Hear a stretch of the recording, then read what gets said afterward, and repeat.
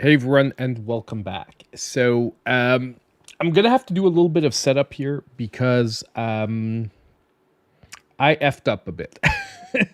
Just as I was about to start the stream, I closed my window with like all my links and crap open. So yeah, I'm gonna need a few seconds to just get everything back to get like back up. Um, Let me just see here. Here we go.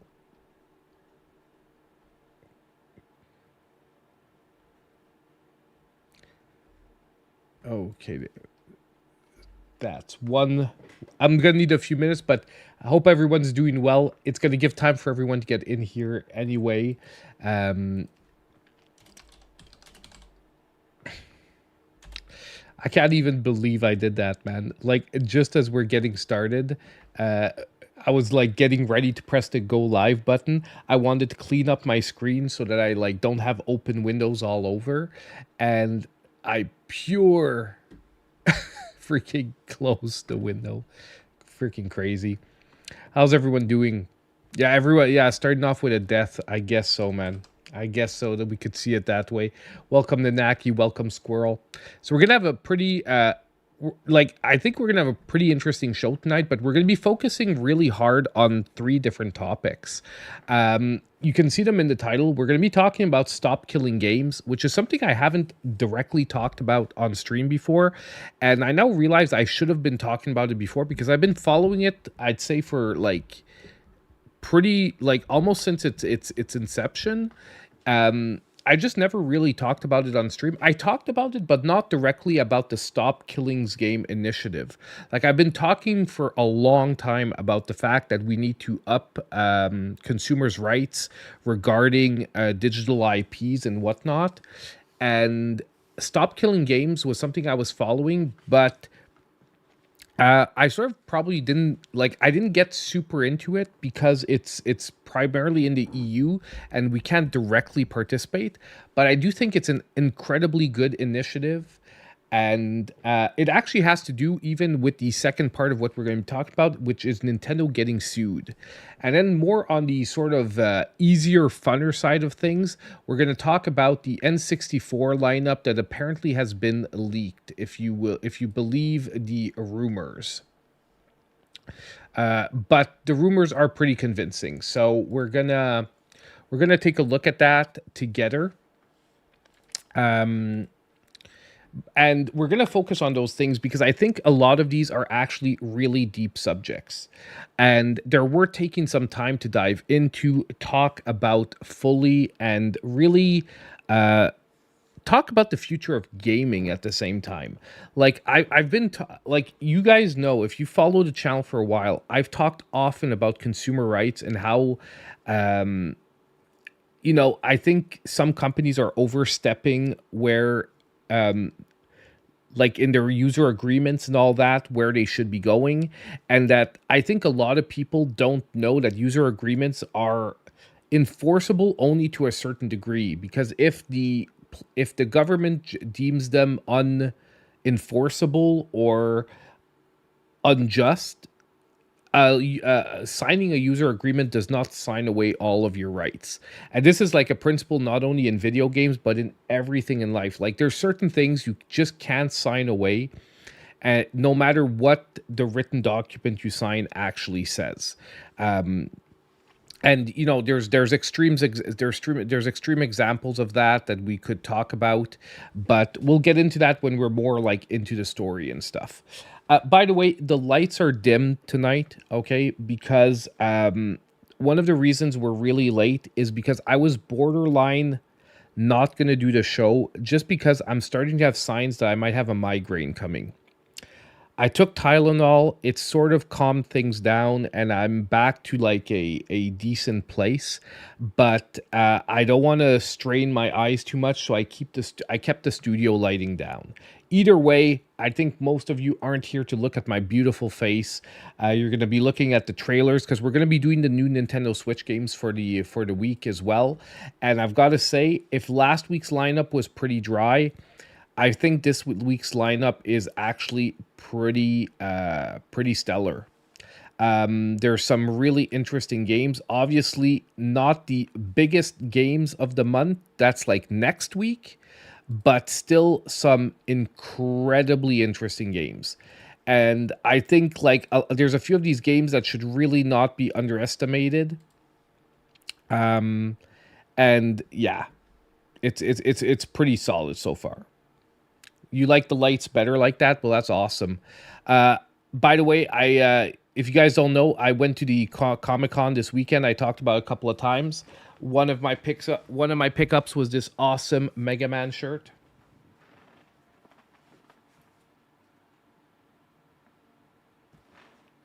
I think this is now among my favorite t-shirts. Like honestly, I've been looking for a while for a really nice Mega Man t-shirt, and they're hard to find because like I find some of them they're either too out there in designs, or on the opposite end, they're way too like reserved in designs, and I find this one is like the perfect middle ground where it still fits as a everyday t-shirt. Like I don't know if you ever saw my Mega Man one that's like really colorful with like the like that's basically the a wallpaper turned into a t-shirt. Like that one's cool, but it's so like over the top that it's hard to wear, like, you know what I mean, out on like a normal day. I do it because I'm crazy, but it's not like, you know what I mean, you're not going to go to like any type of event with that unless it's like a video game event or whatnot. Exactly. This one just looks freaking cool. I love also the Japanese writing on the side here. And I love that it actually says the Blue Bomber, because like I always call him the Blue Bomber, and I know a lot of people, like if you're a Mega Man fan, the you know that that's his like nickname. But for people who aren't super familiar with Mega Man, they sometimes people don't know that's his nickname. But the good news is now, guys, we are set up. We are set up. We are good to go. And actually, there's one little like weird story that I do want to cover first from Nintendo Life. And we're probably going to start with that because it has to do with my shirt. So since we're segueing from my shirt into our first story, we're going to talk about this one quickly. And I think I'm going to like jump into the story, then we're going to take a little bit more time to see if everyone gets in here before we get into the really like more serious subjects. By the way, I also want to give a good hello to everyone now because I see some more people have joined us. So welcome Nanaki, Squirrel, DJ No Good, welcome back. Corey, nice to see you here tonight. We've got Duzia and Kefka. I think I haven't seen you in a little while, or maybe I just didn't notice you in the chat as much, but nice to see you back, my man. Frenchie Mom, Psychosis Media, welcome, welcome. And I think that's who I can see in the chat for the moment. So if you, definitely come and say hi. If you're watching, you're lurking, definitely say hi. And by the way, don't forget to hit the like button. Very important. Probably the most important thing you can do right now. And welcome Black Spiders. Welcome, my man. By the way, also check out the eShop Deals video that just came out tonight. I pressed hard to get this thing done at a reasonable hour. Like I said, this weekend was Comic-Con and I was working Saturday. It was a completely like disastrous weekend for trying to produce any type of content. And yesterday I was dead at like 10 o'clock. So I went to bed instead of finishing the video. So I had to actually like, put it all together today after work before this and then prepare the show. So it was like, I think I created my perfect scenario to give the chance of creating that migraine that right now seems to be rescinding. So we're pretty good. So Capcom actually said over the weekend that Mega Man is one of its most important IPs. which feels freaking weird because, as the article here says, we've had more than 7 years without a mainline Mega Man entry. Now, there have been some mobile games, there have been some poor, like adapting to mobile games to go offline and stuff like that. But overall, it's pretty insane that Capcom considers Mega Man one of its most important IPs, but hasn't invested in a mainline game in over 7 years. Especially considering that the production costs of a Mega Man game should be crazy freaking low, especially because the best Mega Man games have always been 2D. And I think that some could argue that the 3D Mega Man games, like some people have a special place for them in their heart. They're the Mega Man, like Mega Man 64, and the other one, it's the one that on PlayStation, Mega Man. Oh my God. But definitely, I do think that dedicating a small team to keeping the Mega Man franchise going and staying true to their 2D roots would be a really, really good thing. I don't. I don't think they've moved on to, well, they've moved on to other things, maybe because they make a lot of money with like Resident Evil and shit. But I don't think that they should move on. If they do want to move on, they should put the IP in the hands of a talented like indie developer or third party developer. Because honestly, like it's too much of an important gaming IP to leave dormant. I find it's like being dishonest to the fans of that series to leave an IP that is that recognizable, that important, dormant the way it is. And I know they keep repackaging the Mega Man collections and selling them in different formats, but like I said, low development costs, easy turnaround, and you don't have to reinvent the wheel. People would just love to play a nice, solid new Mega Man X game every couple of years. And I think that a small team with like I said, with a development cycle between 2 to 3 years could pump out a Mega Man and a Mega Man X in alternating on a fairly regular basis. And all they need to do is come up with a couple of new mechanics, throw in it's not freaking sorcery, man. And they can inspire themselves by some of the best platformers that have come out since then to give themselves ideas of refreshing like the new mechanics. Like I love the system that they put in Mega Man 11. I love the gear system that they put in Mega Man 11. Worked out great. And it was just enough to make the game really feel fresh and different from the others, and at the same time revive the series. But basically, so it's at the Capcom's 46th Ordinary General Meeting of Shareholders. The company was asked directly about its plans for the future of the Mega Man series. And the response is predictable but a little vague, because Capcom basically said the Mega Man series is one of our most important IPs, and we're continuously considering ways to develop it further, the notes state. However, as the future of the series, there's nothing to report. We do not have any additional information we can share at this time. So it's pretty crazy because, like I said, the closest thing we've gotten to like a new game in the last 7 years is Mega Man X Dive becoming playable offline, which is like, honestly, I just find it's completely crazy for a series like this, because I'm guaranteed that there are a ton of talented third-party developers that Capcom could subcontract to, that would be super excited and interested in producing a Mega Man game.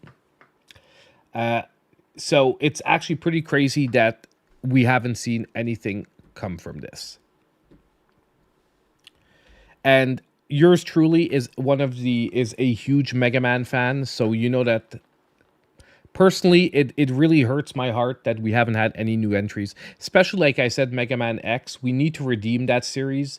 Mega Man X8 did it partially, but we need like a full redemption arc. We need the Mega Man 11 of Mega Man X. We need a series that is going to rehash it 100%, bring it back to its roots, and just deliver an amazing game overall.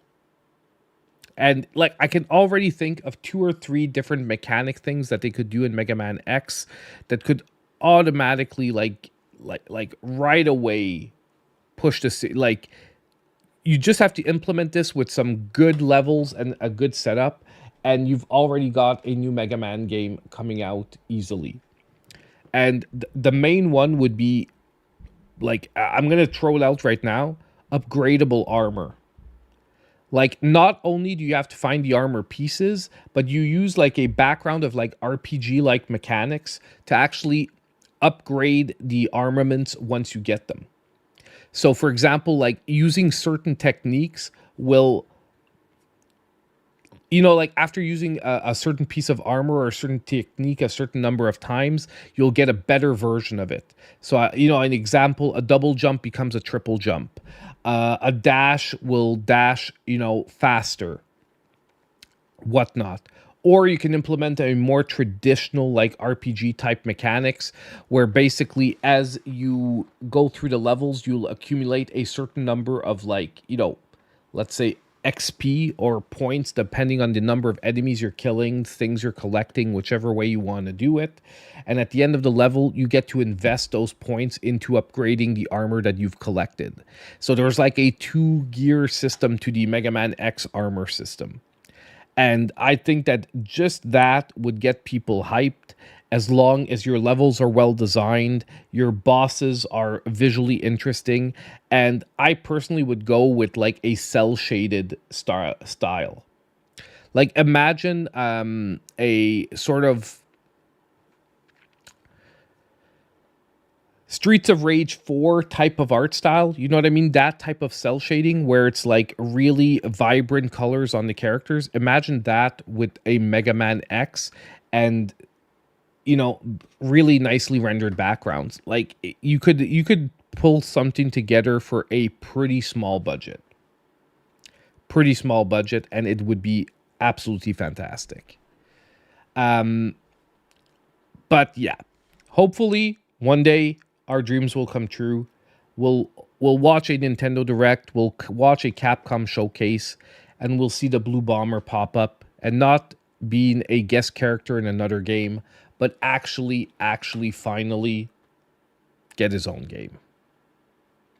I like Mega Man how he looks, but I don't like playing the game. Sorry, I'm weird. You're not weird, my man. Like every game cannot be for everyone. And I mean, it's very old school platforming. The one thing I would say is that if you've had problems with Mega Man, I would want to know what games you've actually played, and I would say, and I would like to know what you didn't like about them, and then I would maybe direct you to a different Mega Man to just really see if you can, like your love for the series can't be redeemed. Because I would say that playing the wrong Mega Man first can destroy a person's love for the series. Like if you start with the wrong one first, you can actually be like, this game is crap just because you started with the wrong game. And I often say when the Mega Man games are on sale on eShop deals, I tell people which ones to start with. Because if you, like I said, for example, someone who would buy the Mega Man X Legacy Collection Part 2 as their first Legacy Collection, you're getting the biggest stinkers. Yeah, Super Alloy Rangers, I know. I've had it a couple of times on eShop deals. I've had it multiple times on eShop deals, Super Alloy Rangers. It's a pretty decent Mega Man-like-ish game. But I would say that if we're looking about Mega Man-like games, I would say Gravity Circuit is much closer. If you're looking for, like a Mega Man-like game, like with awesome design, I would say Gravity Circuit is an excellent one. If you're looking for something like more high pace, like not really more fast paced than Gravity Circuit, but with definitely like a different type of charm. You also have whatchamacallit, the one with the mech suit. The one where you can jump in and out of a mech suit. My God. I'm so freaking bad. You have Berserk Boy, could be one. That's very like it's Sonic meets Mega Man. It's like Sonic the Hedgehog meets Mega Man. You have Berserk Boy that would be in that vein. But I'm trying to think of the worst is I have the physical somewhere close by, and I played it on stream.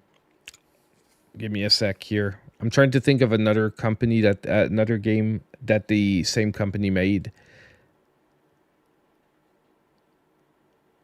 Palladian, no, not Palladian, but it's. Oh my god, it's killing me. I freaking hate it when I've got like that title right at the tip of my tongue and I can't find it. Um, it's hold on. It's I think it's the. Um, Give me a sec. But the Palladian, it's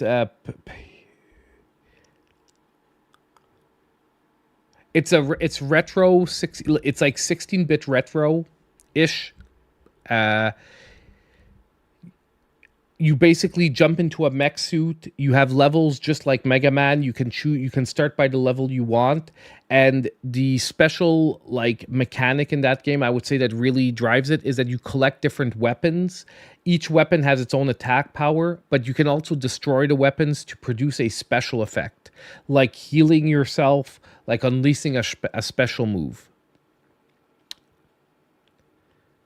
I know there's someone out there in the chat that knows exactly the game I'm talking about. Um. Anyway, it'll come to me later. I'm not gonna spend an hour on this. If you guys know what I'm talking about, drop it in the chat. And oh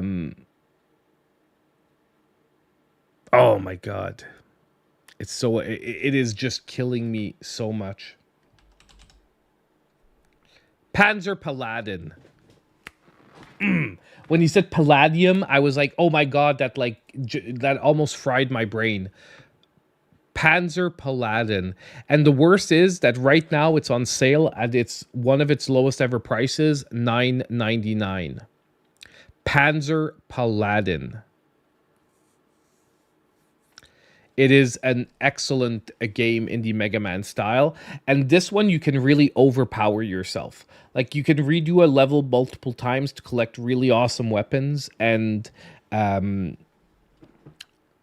it really ups the game. Panzer Paladin is the one I was looking for. Right here. Right here, baby. Panzer Paladin. Like I said, I've played this on stream, actually. And it's a really awesome game. Once again. In the Mega Man genre. Retro-styled. Whatnot. But honestly, if I would even say Mega Man 11 is a nice place to start. Mega Man 11 is also another really nice place to start with the Mega Man series. Although it's like the latest entry, I find it brings the game so much back down to its basics that it's really fun. And on top of it, the upgrades you can buy with the nuts that you collect during the levels can really help make the game extremely approachable for someone who's having trouble with it. So by redoing levels multiple times, you can pick up like currency in the game, and you can literally buy power-ups that will really make the levels more approachable. Okie dokie. But I think we're done talking about Mega Man. So next, I want to take a look at the Nintendo 64 games that were accidentally leaked by Nintendo. So basically, when they were talking about, in one of the presentations, when they were talking about the CRT filter, Nintendo showed 4 blurred boxes here at the back for Nintendo 64 games. Here. Like, you can see them in the blurred background here. Okay? And basically, people have been able to isolate each one of the images and line them up with the corresponding Nintendo 64 boxes. So we can see 5 games that are going to be coming to the Nintendo Switch Online service, which haven't been announced by Nintendo. And There are actually a couple of really good bangers in there, and there's one game that I absolutely freaking hate in the list as well. Why? Because we played it not so long ago on stream, and it was a one of the most frustrating and annoying experiences I've had in quite a long time. But I do know some people that still love the game, so I mean, we'll talk about it nonetheless. So basically, people have been going all around trying to match the basically blurred boxes here at the back. And it's actually pretty crazy because now that you see the lined up title here, I don't know if you guys can see it on the screen, but if you see the lined up title, there's like no doubt that this is the right box. So it's actually pretty crazy by comparing all the different boxes. When you see the images lined up, it's not even like a question. It is guaranteed because they're blurred, but not blurred enough that you can actually make them out. So now let's look. This is a person who did a montage and basically overlaid the actual boxes with the 5 games that we can see. So coming to Nintendo 64 eventually, because we have no idea when this is going to happen, we have Donkey Kong 64 that was leaked. We have Forsaken 64. We have one of the most hated games in my current gaming recent experience, Glover. We have Rayman 2, which is a really, I would say, good game. And an IP that should definitely be revived as well as Mega Man. And Super Smash Brothers. Now, Super Smash Brothers is an iconic 64 title. Personally, I do think, however, that people that are going to go back to it are maybe going to feel the age of that title. I'm trying to remember when I tried to play it again. I feel like I tried to play it about 2 or 3 years ago, and I was like really amazed on how, to me, bad the game felt. Like once you've played Smash Brothers Melee, exactly, champ. Once you've played Melee and once you've played Ultimate, you realize how weird 64 feels. Like how the original Smash Brothers, Super Smash Brothers on 64, like feels weird and bad. But there's a nostalgia to it. Like there's some fun to be had there with a couple of friends. But as you said, I think that when Smash Brothers Melee comes to Nintendo Switch Online, that's really gonna get a lot of people hyped for it. I think you're gonna have people picking up the Nintendo Switch Online for at least a month or two, if they don't already have it, just for that game. Because I can see it. Because like it is way cheaper to pick up a couple of months of that than to buy Super Smash Brothers on the GameCube, hook up a GameCube and all the hassle that comes with. Now, obviously, it's still maybe better to own the game physically. You know what I mean? Like own the actual game and play it whenever you want without a subscription service.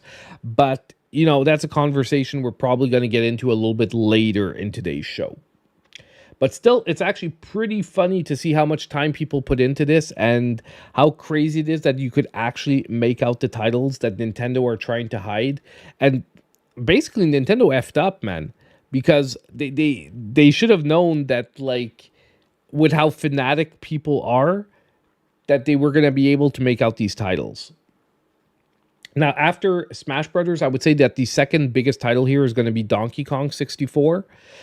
I personally don't have a special place in my heart for Donkey Kong 64, but I know a lot of people are going to be excited to play it again. Rayman 2, I think is the sleeper hit of this bunch. I think a lot of people don't recognize how good of a game Rayman 2 is, and people are going to be surprised to play it again. And lastly, Forsaken is better than Glover. So, yeah.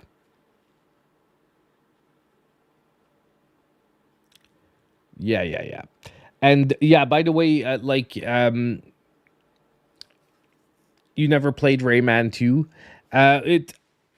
It's like a continuation of Rayman 1. There's not that much different with Rayman 2 than Rayman 1. I would say it's like almost a straight sequel. but it's just an overall really good game, just like Rayman 1 was an overall really good game. Okie dokie. Oh, my bad, guys. Sorry about that. Now we get into the bigger stuff. We're going to start talking about stop killing games.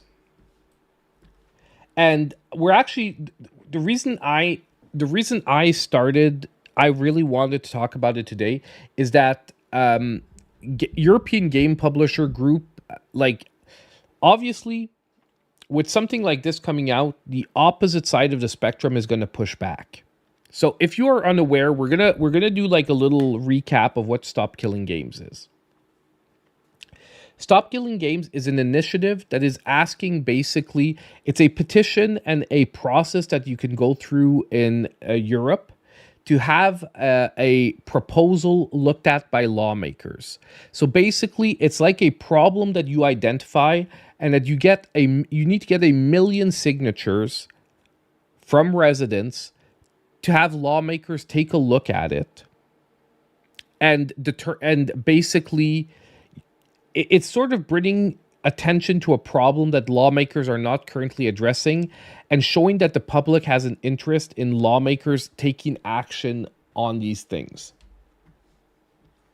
Now, it's actually a really awesome process that I was totally unaware of in Europe, but it's actually a process I wish similar things would exist here in Canada or the US. But currently I'm like unaware, I'm unaware of direct process, like official processes like this. Like, I know you can do it on your own. You could get together a petition and like go to your congressman or whatnot, and do that stuff in the US. In Canada, you can do the same thing. You can go to your like representative and whatnot. But there's not a setup process where like you can just get the attention of the whole lawmaking system with a online petition like this. But getting back to what this is actually about. So Stop Killing Games is a pretty brazen title. Like, a lot of people can take it different ways, and this isn't about layoffs. This isn't about production costs or anything like that. This is basically in response to online games becoming unplayable after the developer decides to stop supporting it. And now there's also been a lot of misleading information into exactly what Stop Killing Games is asking. Okay. Now you can read the full proposal and whatnot, but there's also a how can I say, there's also a deliberate vague ism.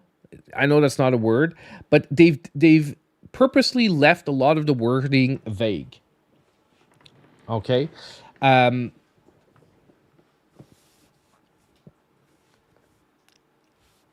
Wake is $4.50. Yeah, there's a lot of games on sale right now at the under $5 price point. And you're right, Alan Wake is a great pickup right now. I'd like to see how it performs on the Switch too.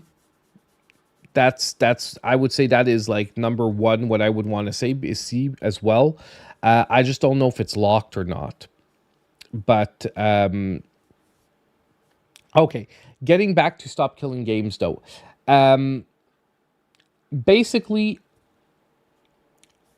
so the wording is deliberately vague in a lot of places because what they are asking is to look with the game developers also what is possible, and with lawmakers what is possible. But the basic idea is that what they want to make sure is that once a developer has decided to no longer support a game, especially online service games or games that need an online component to function, that developers are forced to leave the games in a playable state for people who've invested money in them or have purchased the game. Now, there's been a lot of misinterpretation, okay? Because leave the game in a playable state, a lot of people interpreted that, well, you can't force a company to run servers on a game that they doesn't make them any more money or stuff like that.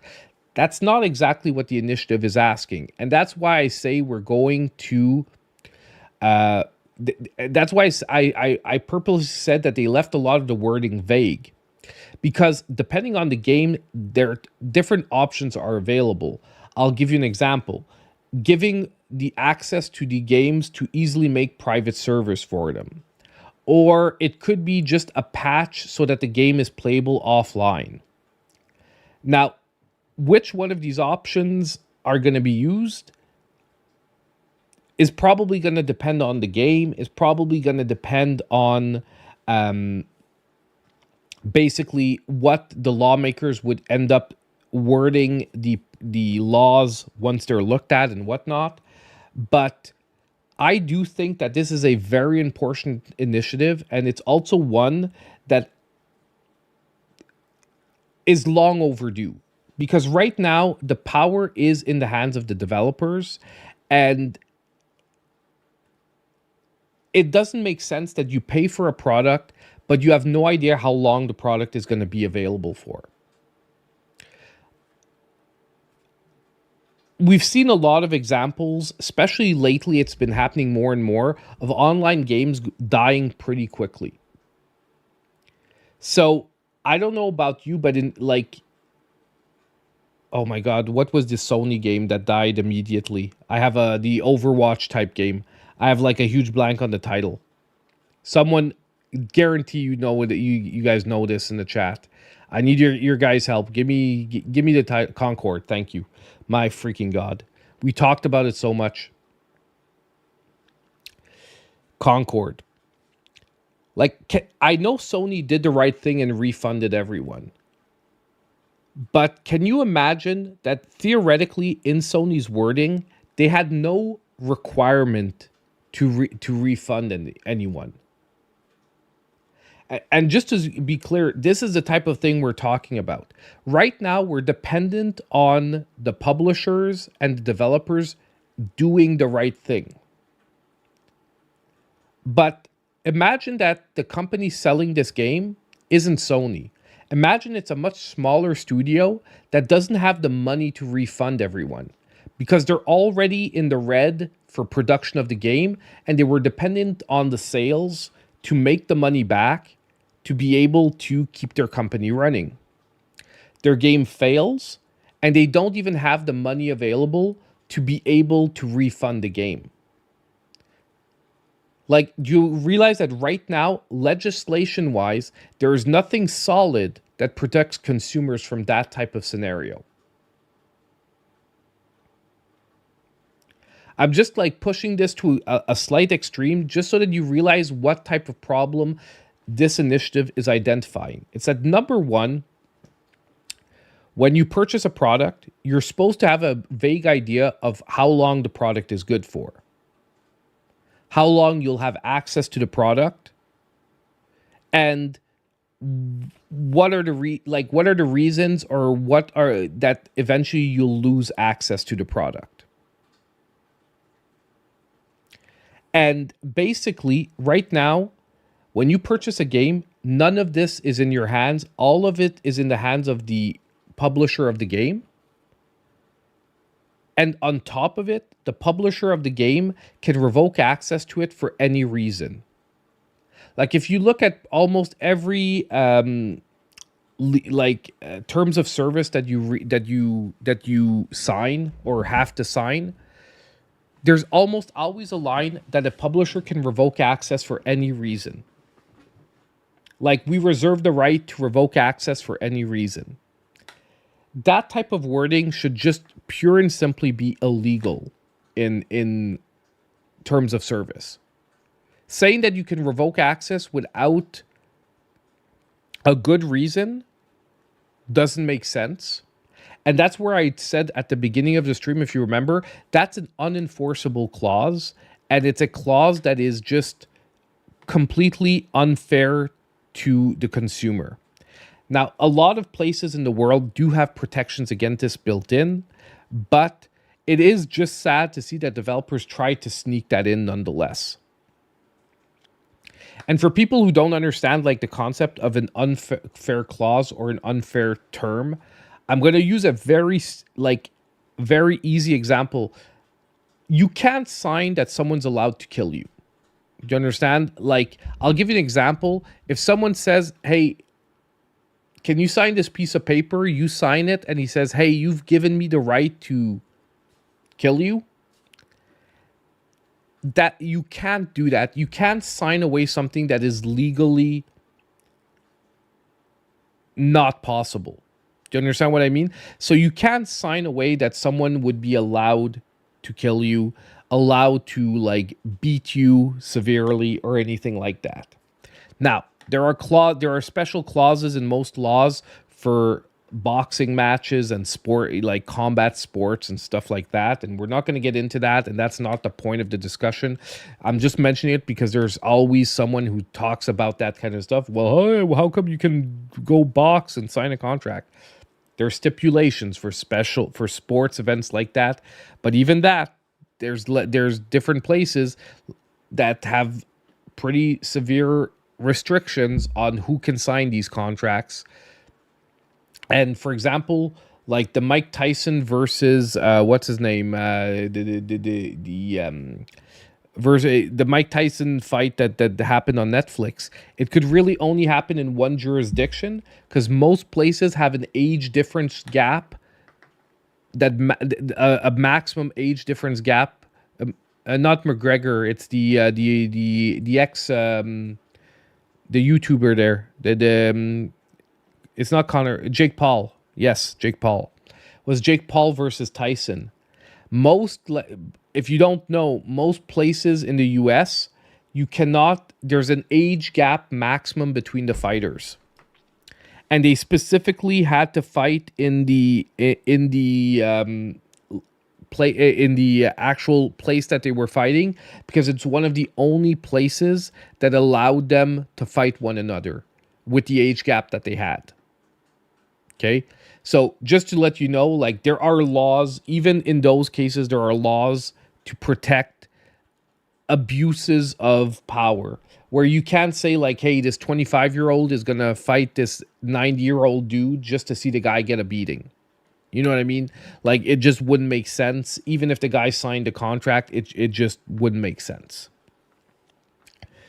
And and unfortunately, if you understand, if we push this to the extreme, the reason things are like that, it's to protect vulnerable people, because like unfortunately, someone who'd be hurting too much for money might sign a contract that is severely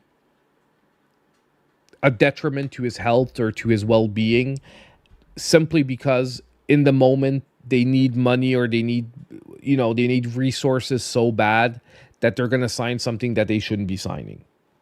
So that's why those laws exist. Now, getting back to this, okay, because I went on a tangent. I knew I would, which is why I said we're not going to cover like 20 subjects tonight. We're focusing on the big stuff. So ultimately, right now, all the power's on the developer side, and you have to count the developers to be a good guy to sort of do the right thing like Sony did. But the problem is that, like I said, you can't always depend on people being the good guy.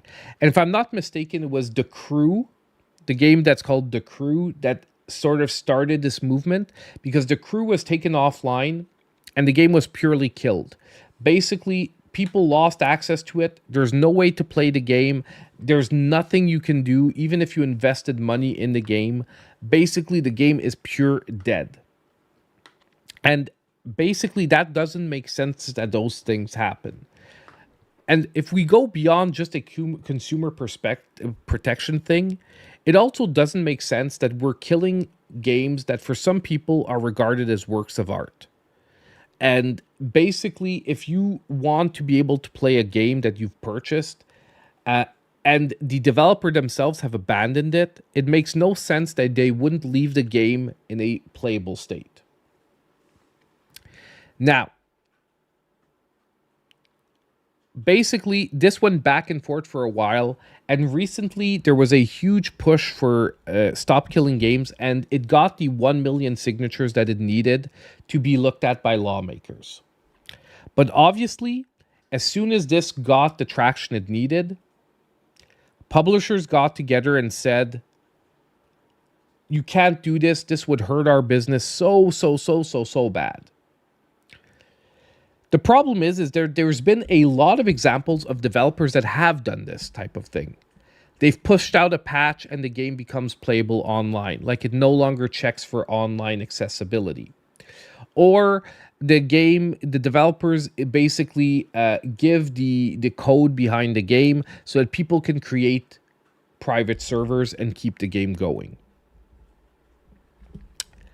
And I just find really funny. We're going to read through basically what these publishers have gotten together to push back against this have said. And there's a couple of points in here that totally do not make sense, and I'll explain to you why as we go through them.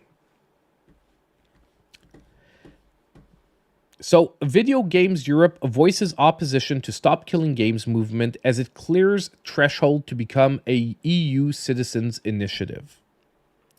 So this weekend, the Stop Killing Games movement reached a critical milestone to become a European citizens initiative. But not everyone is on board. Video Games Europe, a trade association representing game developers and publishers in the EU, released a statement on Friday pushing back against Stop Killing Games. Now, Video Games Europe said in a statement, "We appreciate the passion of our community. However, the decision to discontinue online services is multifaceted.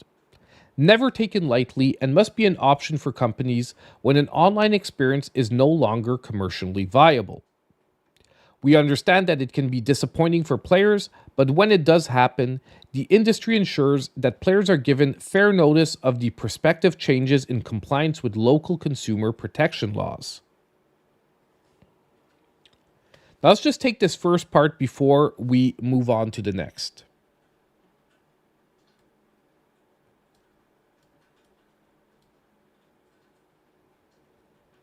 Number one, players are given fair notice on the prospective changes in compliance with local consumer protection laws. I find that really funny to include this here because this is exactly the problem that's being identified.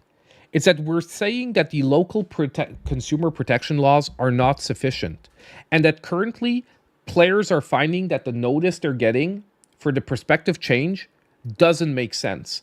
So I'm really finding it funny that they're using the fact that that they're following the current laws as an excuse to people wanting to change the current laws.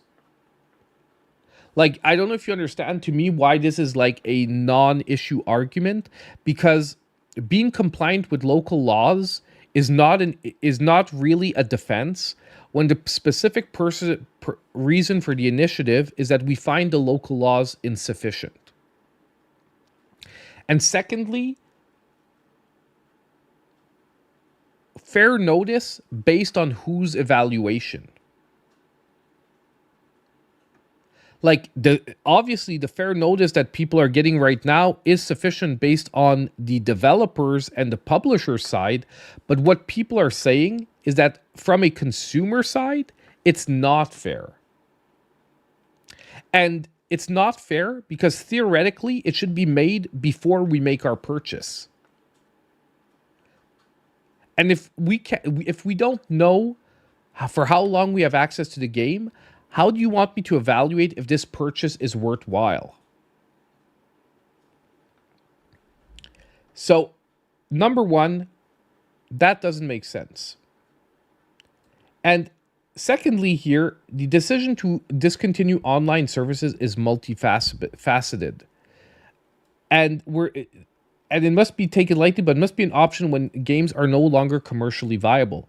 But we're not asking the company to keep online services active on their end.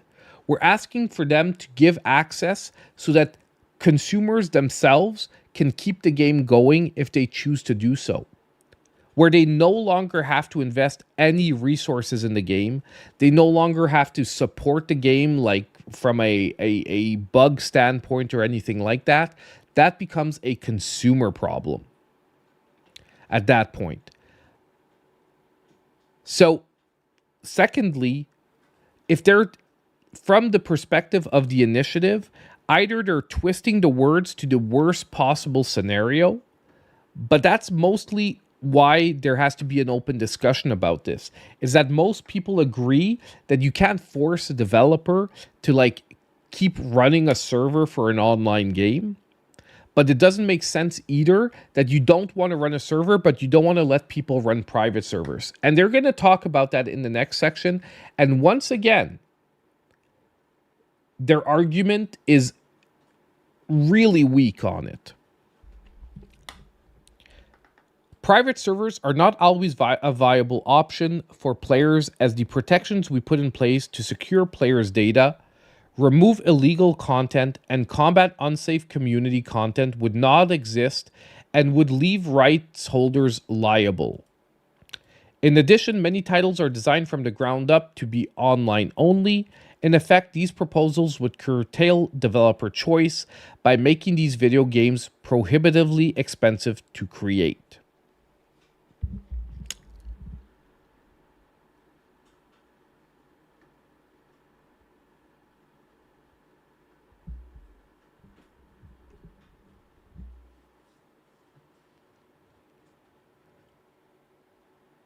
No, it's not a new camera. I simply didn't turn my studio lights on tonight because I was starting I was starting a basically I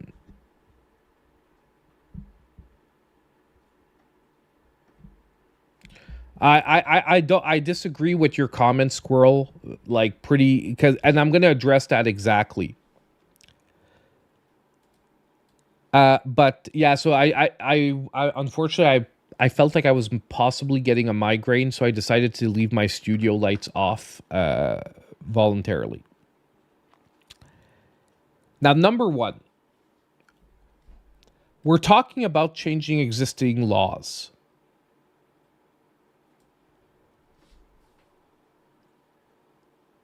This assumes that this problem isn't addressed in the law. It's in the law that would be law or adjustments that would be drawn up itself.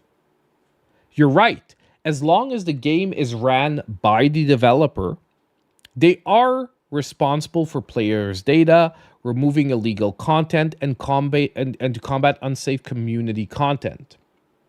However, if you're rebuilding the law itself, all you have to do is in the clause itself identify that once a company has decided to discontinue support for the online portion of the game and turn it over to the public, they also lose liability. Like this is a issue that can be addressed itself in the drafting of the new proposition, is that they're defending themselves by saying that the current laws say this.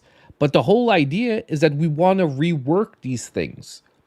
And it's super easy to just add a clause in to the laws that basically say that once they're turned on, that once the game is turned over as a community game, that the developer is no longer liable for these things.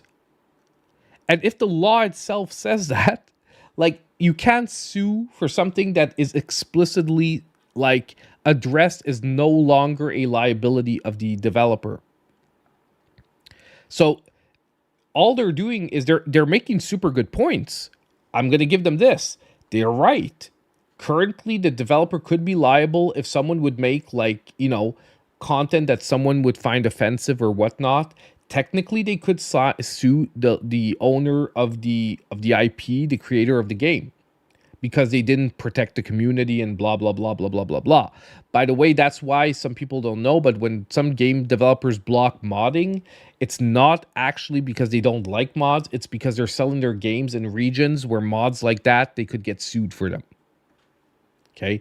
And when it's an online game, the problem is you can sort of block a mod just in a particular country, because if you have people interacting from between different countries, you wind up with people, you understand, like you wind up with people from other countries that could experience effects of the mod, even though it's not initiated in their country.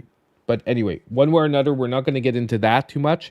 Um, but I find that just super funny because this can easily be addressed in the proposition itself by simply stating that once the game is discontinued by the developer or the publisher and the access is given.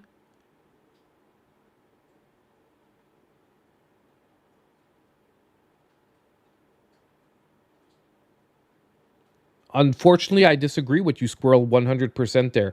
And no, they don't have the right. If you decide to sell a product, you don't have a right to decide when someone can stop using it.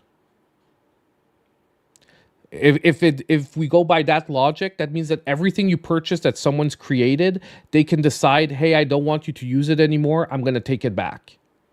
Like, unfortunately, if a dev is creating something for free and offering something for free, then I agree with you.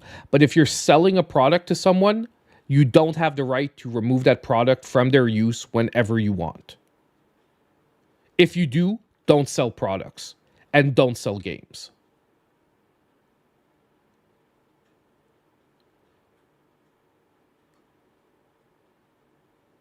Exactly.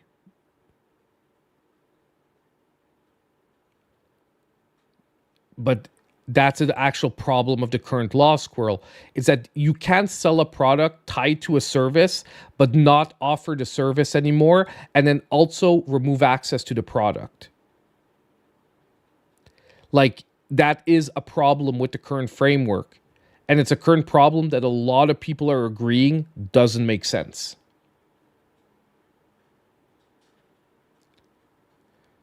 Like, unfortunately, I know it sucks. But yes, Apple was one of the first companies to really push this in a hard direction. And it's gotten worse and worse. And we're going to get to a point where the governments are going to have to step in to push it back in the other sense.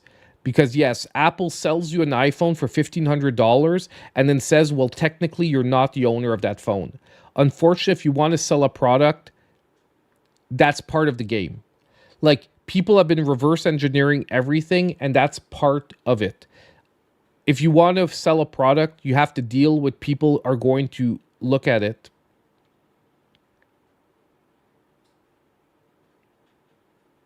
Yeah, but that's not your problem. If your software is available, that's the person's problem to keep the hardware going that makes it work. And like I said, it makes sense, but it also doesn't make sense because when you sell a product, there is no normal. There's a life expectancy. No, but you can make it last forever if you can repair it yourself. It doesn't have to. That's not what we're saying. Yeah, but you're confounding hardware with software. Software has no actual reason why it should stop working. If someone puts a kill switch in your hardware, that is illegal, by the way. So someone cannot sell you a hardware item and say, after 3 years, I'm going to push this button and your car is going to explode. Why? Because I sold you the car for 3 years and after 3 years, it's not supposed to work anymore. That is illegal. And basically, that's what they're doing in software. They're deciding that there's a kill switch at one point, and after that, it no longer works. But that's not up to the developer to decide that, Squirrel. If you keep the hardware that is compatible with that game to keep playing it, that's up to you. And if the community wants to patch the game to keep it compatible with modern hardware, that's up to them. But the developer, all they have to do is not make the game inaccessible. Well, that's what the framework of the protections here. And I'm not saying that it means that this is a forever thing, but it does mean that there is no reason for them to make a game inaccessible because they've decided to stop supporting it. You can stop supporting it, but you should leave the game in a playable state for someone who would want to continue it. No, it's not an issue with ownership, because that doesn't mean you own the IP. And as I said, you've decided to sell a game. What that means is that there's no reason that, and if you've decided to sell a game, this is a problem that was created by the whole licensing issue, where people all of a sudden decided that you're not selling a game anymore, you're selling a license. Just to let you know, that language didn't exist till about like 10 to 15 years ago. Because before that, no one was saying they were selling a license. They said they were selling games. No one was talking about the fact that you had a licensing to a game or anything like that. And that is legal wording to get around the current laws. And that is a problem, because the developers have adjusted to shift more ownership power to them and away from the consumers.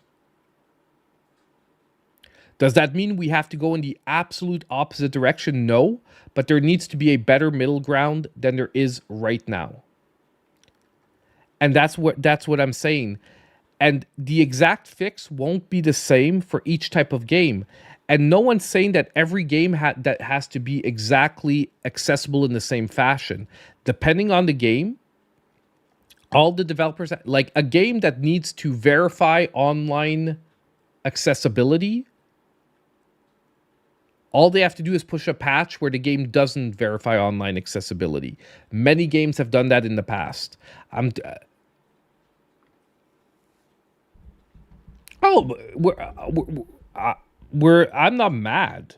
I'm just pushing the points that I've believed in, and if you've been on the channel, I believe in these points for a while. I've been talking about these points for like years now.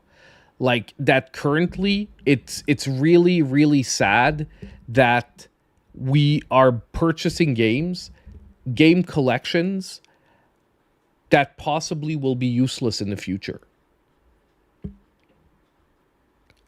Like I've said it many times, it sucks that my original copy of The Legend of Zelda from NES, I'm probably going to still be able to play that game in about 20 years on my original copy. But unless I keep Breath of the Wild on a memory card with all of all the patches and DLC, there's a good chance that I won't be able to play Breath of the Wild in its best form in 20 years from now. So it sucks that I can play a game from 1980 something, but I can't play a game from 2015.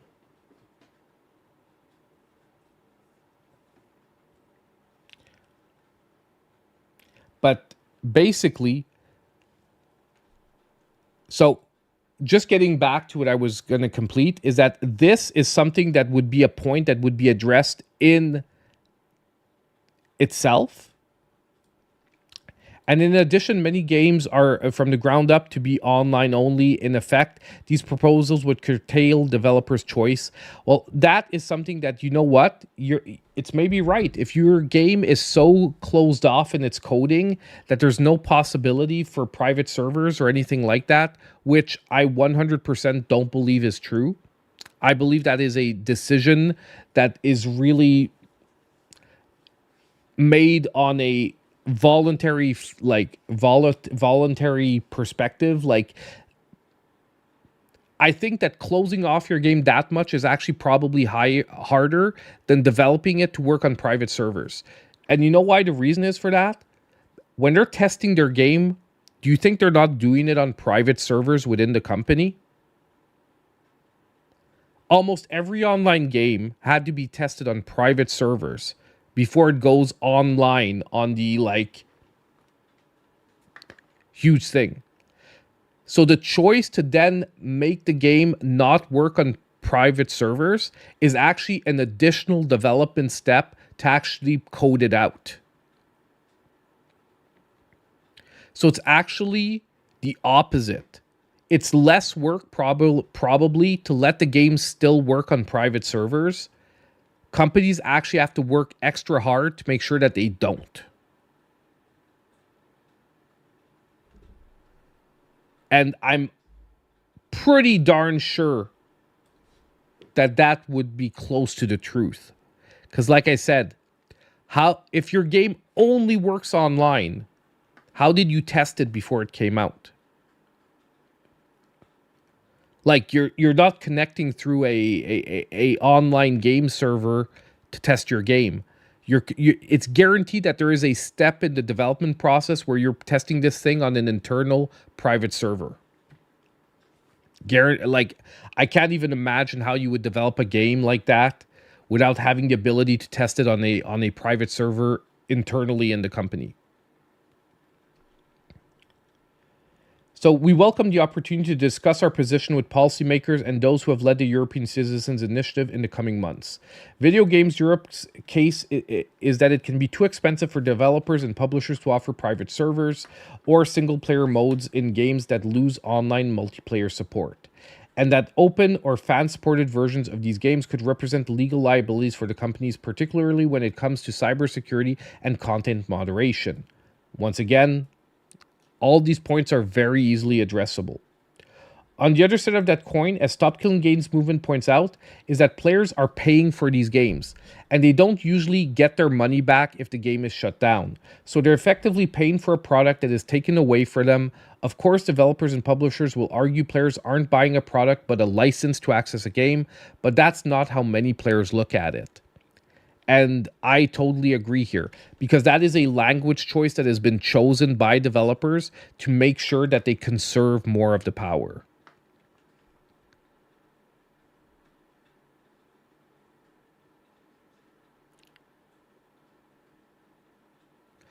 Have you guys watched Abandoned Farms, one of the promoters for Stop Killing Games videos on the initiative? I just got here, so I'm not aware if it's been touched on. No, I haven't actually watched that one. So as the official Stop Killing Games website explains, Stop Killing Games is a consumer movement started to challenge the legality of publishers destroying video games they have sold to customers. An increasing number of video games are sold effectively as goods with no stated expiration date, but designed to be completely unplayable as soon as support from the publisher ends. But like I said, it's not like it's really funny that basically developing a game in a certain way. Before games were developed for online only, it was perfectly fine to develop a game as a single player game. So it's really funny that to me that developers are using the fact that we have to actually develop the game to be working in a way that we are probably testing it first as an excuse. And like I said, I'm not like, obviously developers are always going to fight for their part of the pie, and consumers have to fight for ours. And right now, as I said, it is really, really tilted towards the developer. And we'll talk about that because our next story, which is Nintendo is getting sued, actually has to do with hardware.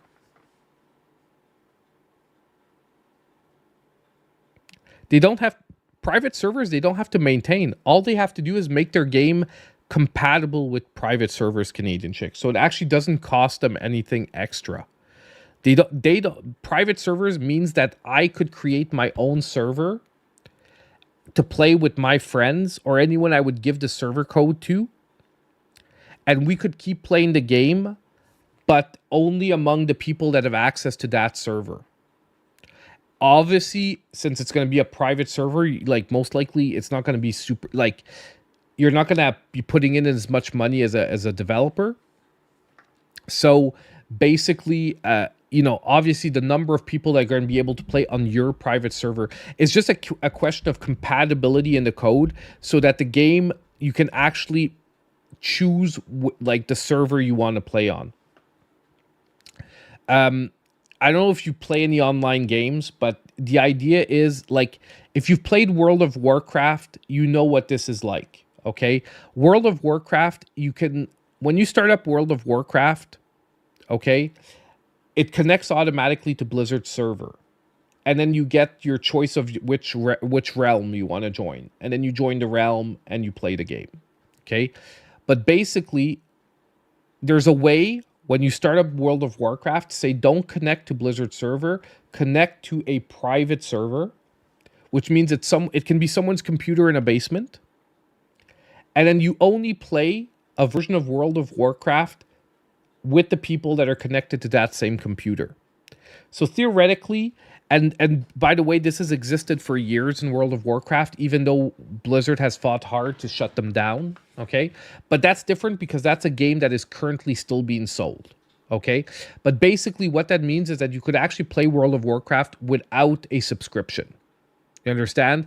Because you no longer have to connect to a Blizzard server. You just need to have the files of the game on your computer, and then you connect to someone's computer. And if you're only 20 people on there, you're only playing with always the same 20 people. And you also get control over the world. So if, let's say, you die in a boss and you decide to reset the fight, you theoretically could do things like that on a private server and like a bunch of stuff. If you like doing instances more often, and if you know what instances are in World of Warcraft, they reset once a week on average. And basically you could decide to say, hey, well, I want this instance to reset every 2 days because I do it all the time. I only do this one instance, and I want to be able to do a fresh instance every 2 days. Okay. Basically, a private server gives you control over the whole game. And the people who decide to join your server play on your version of the game. But, like, talking about ownership of the game and all that, I just find it funny because you've bought the game. You are the owner of your copy of the game. And that is the way it should be, in my opinion. Like, there is no reason that you should buy a game and not be considered the owner of that copy of the game. And like I said, arguing for companies being able to say, I'm going to sell you something and decide when you get to stop using it, to me, doesn't make it just doesn't make sense. It makes sense from the developer's perspective.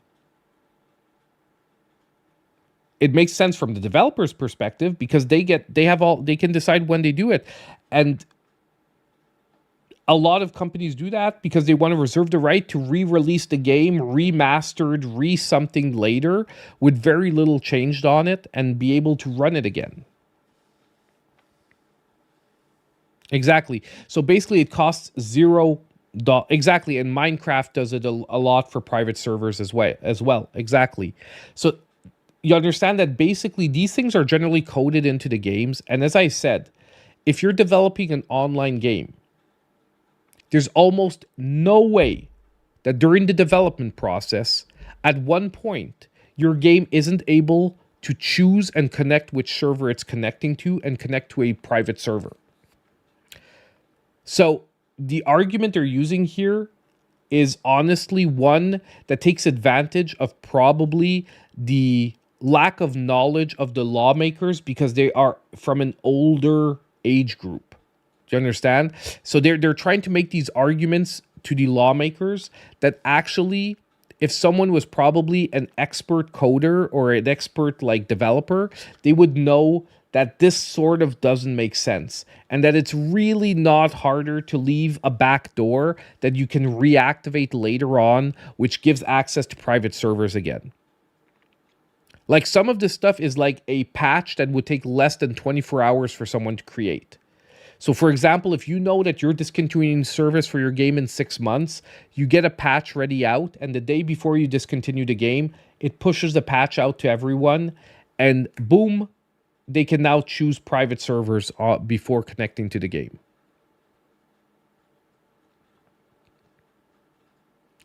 It's like, it's being blown out of proportion, and at the same time, it's the cost of doing business.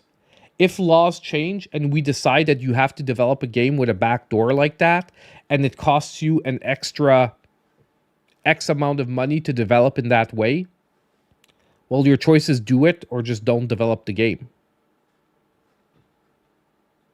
Obviously, developers are going to fight for the option to say, hey, I want to do that or not do that if I feel like it.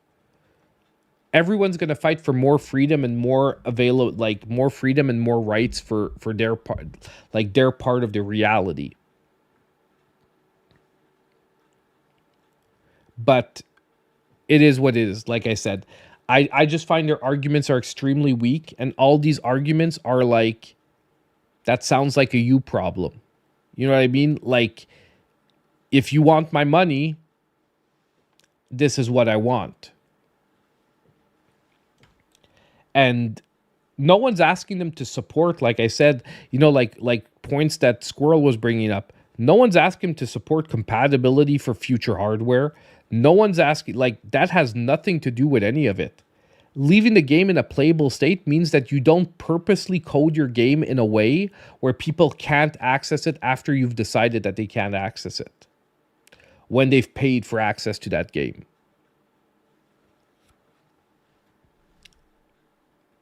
Anyway, so that is where we're at with the Stop Killing Games initiative. And I think it's something I'm going to be following more on the channel, even though it makes heated discussions. Heated discussions are good. That means we're passionate and we care about what we're talking about. So I'm going to be following this as it goes along because I am super interested to see where this is going. Now, we're going to get into our second part, which will most likely also, it's very connected. So if you don't know, Nintendo is actually getting sued. We're going to read through the story first, because this one is better if I read through the story to set the stage. So Nintendo is notorious for suing others, whether it's... this is brought to us by CBR, by the way, if you want to check it out. So Nintendo is notorious for suing others, whether it's for individuals hacking their games or going after other developers for copying their gaming properties. Now the tables have turned, with Brazil taking legal action over Nintendo's recent announcement that it can brick consoles whenever it wants. I don't know if you guys remember when we talked about this before, and I found this completely disgusting that Nintendo has a line in their thing that says they can brick a console. And I said that it was going to get them into trouble. If you remember, I said that there were going to be different jurisdictions and people were going to fight this. And it's happening, and it's happening from a government on top of it, like a government agency. Now, recently reports started to come to light that discussed Nintendo's ability to restrict Nintendo Switch 2 consoles from accessing all online services if they detect any third-party mods installed on the console. While this was already quite shocking to some gamers, it was soon discovered that people buying Switch 2s from the second-hand market were receiving these bricked consoles. And this is a perspective that I never saw. Imagine you're buying a Switch 2 second-hand, and your console gets bricked because the previous owner used it in a way that Nintendo sees as, like, you know, unacceptable. Imagine that, because you don't forget, it's going to happen. More and more people are going to be buying used Switch 2s eventually. Imagine you buy a Switch 2 from GameStop, you load it up, it says you can't access the network, you go back to GameStop, and the guy at GameStop says, hey, it must have been you that accessed the network, hey, you must have used the mixed switch, so we're not going to reimburse you either. So yes. So on June 25th, the Sao Paulo branch of Brazil's Consumer Protection and Defense Program, which is called Procon SP, shared a press release requesting Nintendo to change its end-user license agreement. Procon SP initially stated notified Nintendo requesting changes to clauses considered abusive in contracts signed with Brazilian consumers. And this is exactly what I mentioned. You understand? Like, basically, they consider that this clause in Nintendo's contract is abusive to consumers, so they can actually say it's unenforceable. Now, the main complaint involves the unilateral and unjustified cancellation of subscriptions to the company's service. Essentially, Procon believes that Nintendo is violating consumer protection rules by canceling subscriptions or denying access to online services, including the eShop. While Nintendo has stated that the bricking of a console is only done if someone uses pirated software, the ability to do so to to do this to customers who already paid for a Nintendo Switch 2 and its services is not sitting right with representatives in Brazil. Nintendo has no legal presence in Brazil, so Procon SP has had to contract. Bro. That's a fucking. Sorry, guys. It's a stupid ass fake. Fake. Whatchamacallit. Yeah, hacker. Yeah, right. Yeah, right. Let's just go back down here. But we should report that ad to Google. I just have no time to do it right now. Nintendo has no legal presence in Brazil, so Procon SBS had to contact the company's US headquarters to discuss the matter. In response, Nintendo has appointed a law firm to deal with this case, which includes a change in Nintendo's bricking policies and even appointing a representative in Brazil. Nintendo now has 20 days to respond to Procon SP's request. And this is actually pretty crazy because this should be happening in Canada and the US as well. Like, honestly, I can't believe that. Like, Brazil is a beautiful country. I love Brazil. But they've shown, like, honestly, I'm glad that they're doing this because this might get the ball rolling for other jurisdictions.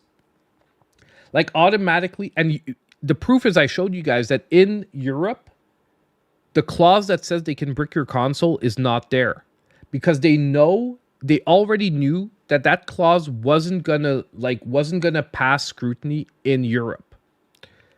And now they did it to Canada and the US. And it's actually pretty sad that here our consumer protection agencies, which should be some of the best in the world, are not reacting to this and not making this automatically like, hey guys, yeah, you're gonna delete that line.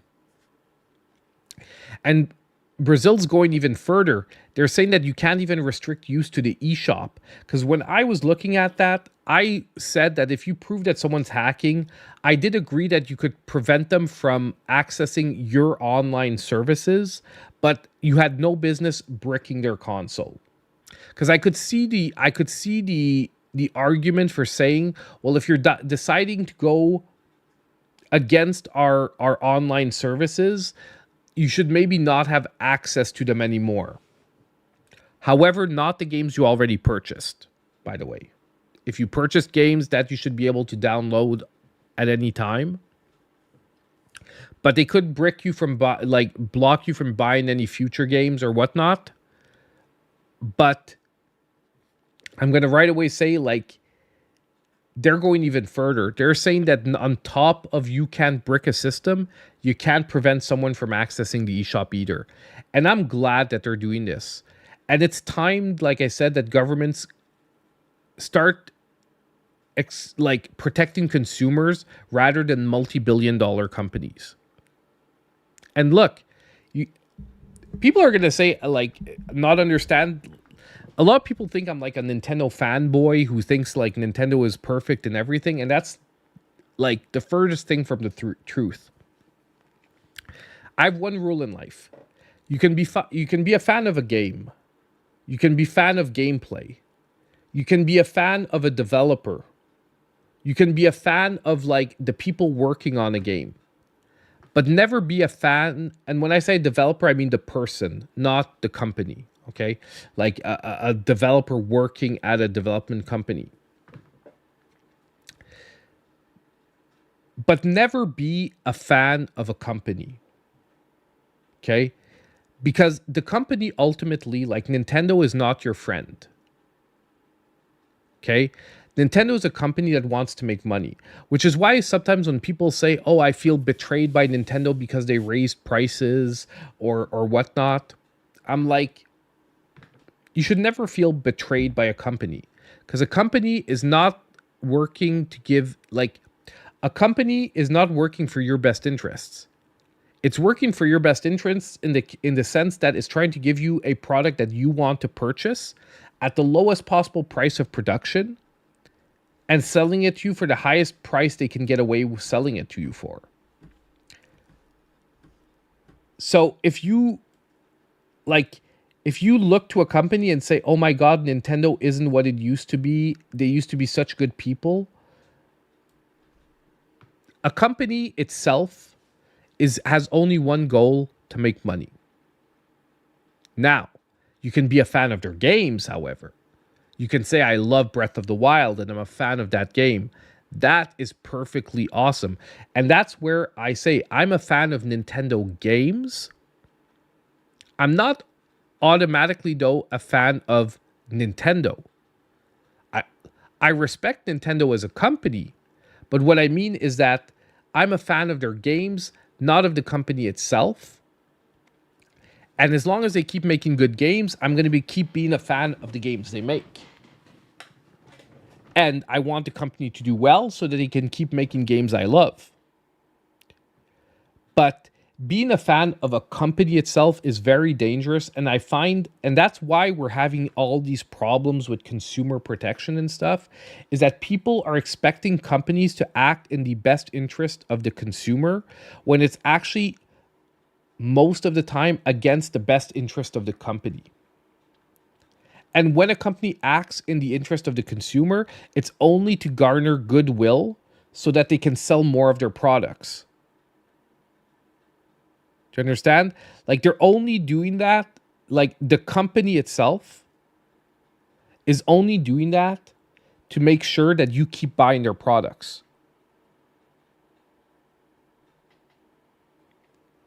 That's the only reason they do most of the things they do. And most of the things that are perceived as consumer friendly or consumer whatever, it's because it's garnering them goodwill in the future to sell more products. And that's just the way the circle turns. But companies will listen to governments because governments are way bigger than companies. And ultimately, if you don't follow the rules of the places that you're trying to sell your products in, you're in trouble. It's like watching a kid's movie and realizing adult jokes as an adult and not remembering them as a kid. Exactly. Man, that happens in so many movies.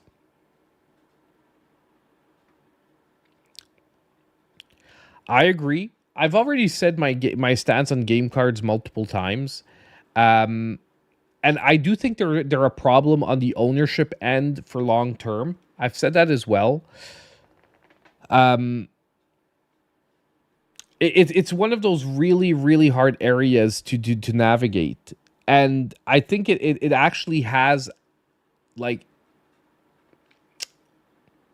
it has a rooting in probably what we're talking about in Stop Killing Games. Because game key cards, if Nintendo would say that the downloads are available for the next 20 years guaranteed, I think most people wouldn't have problems with game key cards. Do you understand? If the agreement with this means that the download of the game itself has to be accessible for at least 20 years, and I'm saying 20, but it could be 15, it could be 10, okay? I think people would be very, like, you could evaluate your purchase better. Do you understand what I mean? Because you're right. Right now, a game key card, my copy of Yakuza 0 here, if for some reason Sega loses the publishing rights to Yakuza and I don't have it downloaded and installed on my memory card, in 6 months, I could maybe no longer use my game key card because Sega lost the rights and the game key card no longer downloads the game.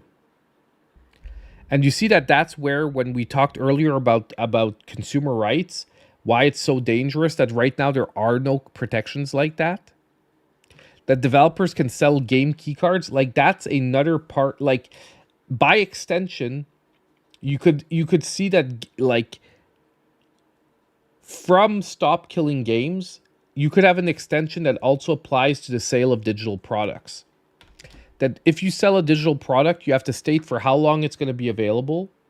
That you have to give a warning at least like a year before a game is made non-available. that you have to let them know if there's any licensing rights that might prevent the game from being available after X amount of time, and so forth. Like it's about informing the consumer to make a educated decision before they make their purchase. Like when you buy a car, it tells you what the warranty is.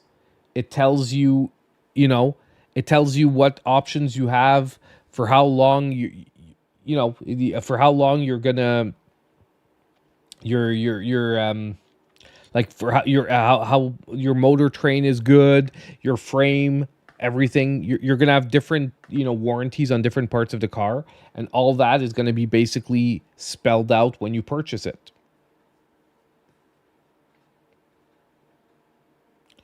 I guess how are we going to get third party games out with games like Elden Ring? Well, that's another thing. Game keycards also addressed a problem with sizable games. And honestly, on that point, I have no problem with game keycards when a game is bigger than the size of the biggest. Like there are no there are no cards bigger than 64. So obviously, if your game is bigger than 64 gigabytes, I have no problem with game keycards because what are you gonna do at that point? But apparently, yeah, what Champ Dancer said is I've seen that as well. Apparently, Elden Ring is on the cartridge.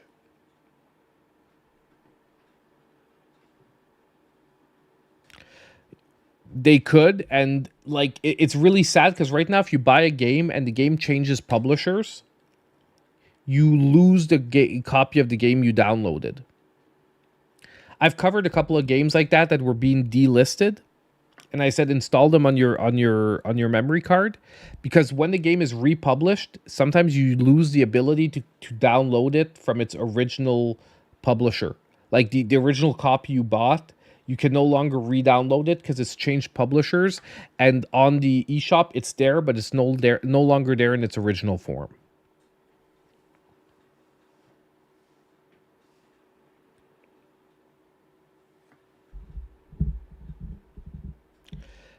That's my that's my stance as well. Awesome Tatum for the moment, but I do agree that we need some kind of framework that protects people on how long the game keycards are going to be functional.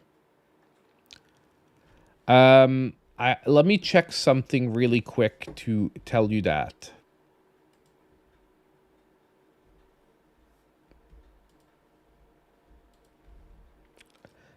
When I say tell you that, I'm talking about your question about Tony Hawk.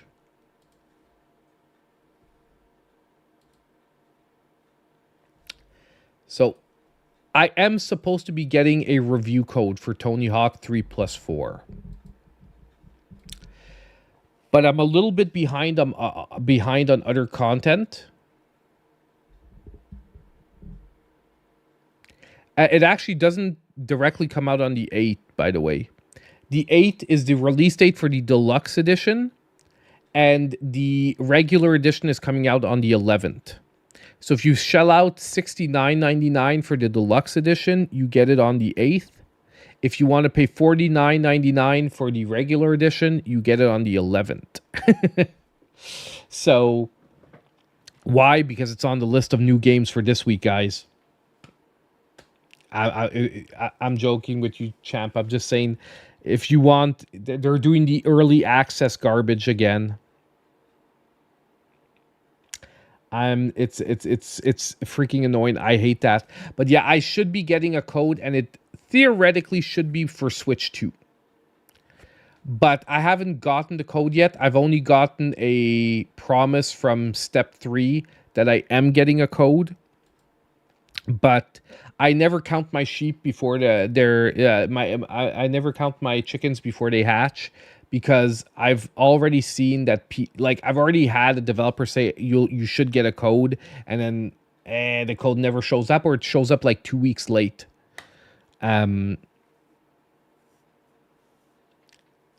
So it is what it is. We'll know when it comes out. We'll know. I should know shortly. And I'm honestly thinking the codes are actually coming out tomorrow. I think they're not, because I'm probably not on the prioritized reviewer list. I'm probably getting it like I'm getting a launch code, not a pre-launch code. Oakley dokely. Now, okie doke. It's time to look at the new Nintendo Switch games for this week. We're done with our stories. I'm done with making people angry.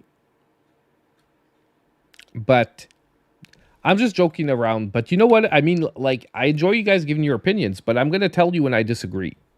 Like, that's one thing. And it's not because we disagree on something that we have to hate each other. It's not because we disagree on something that we have to hate each other. It's just that it is what it is. And like I said, I just really find it funny when consumers argue to say I want less rights. It's just like, to me it's just funny. Like, when you worry about companies being able to function, trust me, the video game industry, even with the layoffs and everything that are happening, makes so much money. It's one of the biggest growing industries in the world. Okay? If the form of video games change or the type of video games change that we get, that is a possibility. But there is no freaking way that we don't continue to get video games. I don't know if you get what I'm saying here, but like, as a consumer, I would personally stop worrying about like the health of the video game companies making video games. Trust me, if they need to find a way to get profitable, they will.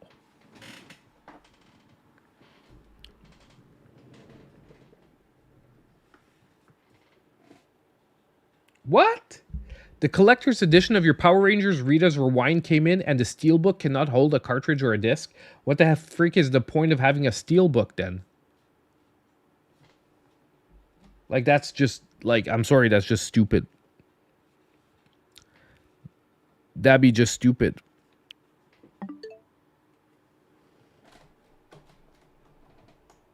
That is weird as, like, what the heck? Ah. Okie doke. Give me a sec here. No. I just want to read the little blurbs of the games as we go through them.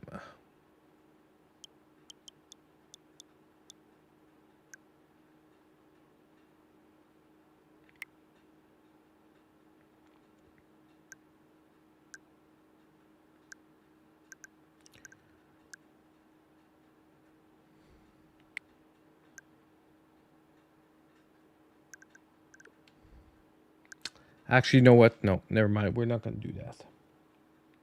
Sleep mode then. I don't want to. I'd rather have my extra screen than read little blurbs.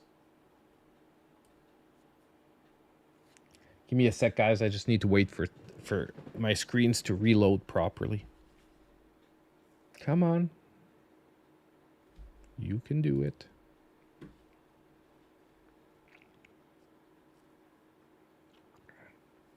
Rick's wallpaper makes me want to play Shinobi so bad.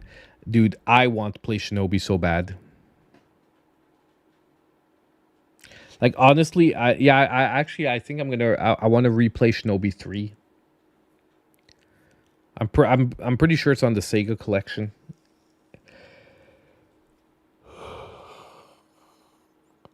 Or we actually might. No, I think it's actually on Sega Online, isn't it? Isn't Shinobi 3 on it?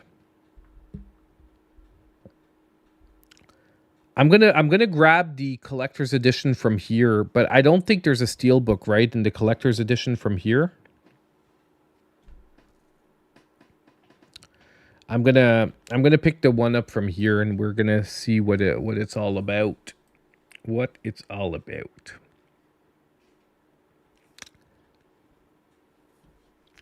Okay, so let's get started on the new Switch games for this week. And I just realized that I don't have the trailer for Tony Hawk.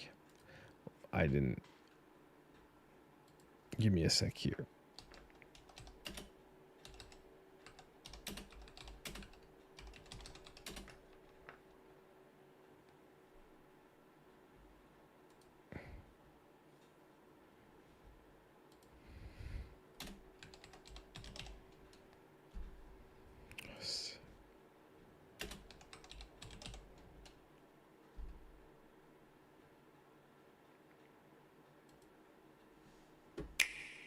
Okie doke. Now we're really set up. Music copyright. Yeah, you're right. I'm probably better off muting the Tony Hawk trailer. Am I better? It's because what I sometimes do is I let the algorithm remove the song itself. So we're gonna play it with the music. Don't worry about it, and I'll let the algorithm remove it overnight. So then I'll know which ones are copyrighted. The advantage of doing, by the way, like the reason why I do the new games this way as well, is that because I want to look at the full trailer with the music when possible. By doing it the day before on stream, before I republish my stream, YouTube still does the copyright check on all the music. And I get to edit, I get to know which ones are copyrighted and which ones are not copyrighted, so I can mute only the copyrighted ones. So there's a method to my madness of doing the games the day before on stream, because I'm sort of cheating and getting YouTube to check the music ahead of time, so I know which ones are which ones have copyright and not. But you're right. You're right that I'm like 95% sure that Tony Hawk's is gonna pop. But I'll just say it in the intro to the new games.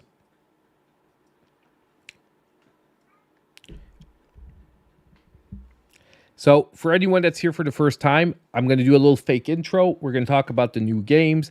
I'm going to do a little fake intro at the end. Why? Because this becomes a video tomorrow for those of you who aren't watching live with me right now. So I basically record as if I need that intro and that outro to basically make the video.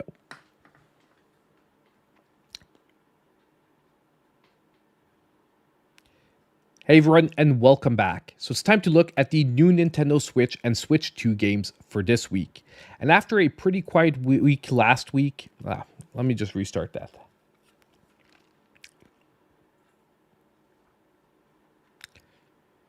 Hey everyone, and welcome back. So now it's time to look at the new Nintendo Switch and Switch 2 games for this week. Now, after a pretty quiet week last week, it's really nice to see that this week has actually quite a few really good releases in it. Now, we're going to be jumping into the games. I just always like to warn ahead of time, if any of the trailers get muted, it's simply for copyright reasons.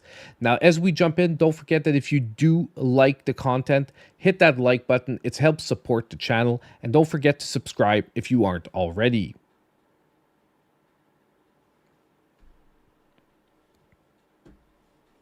There we go, baby.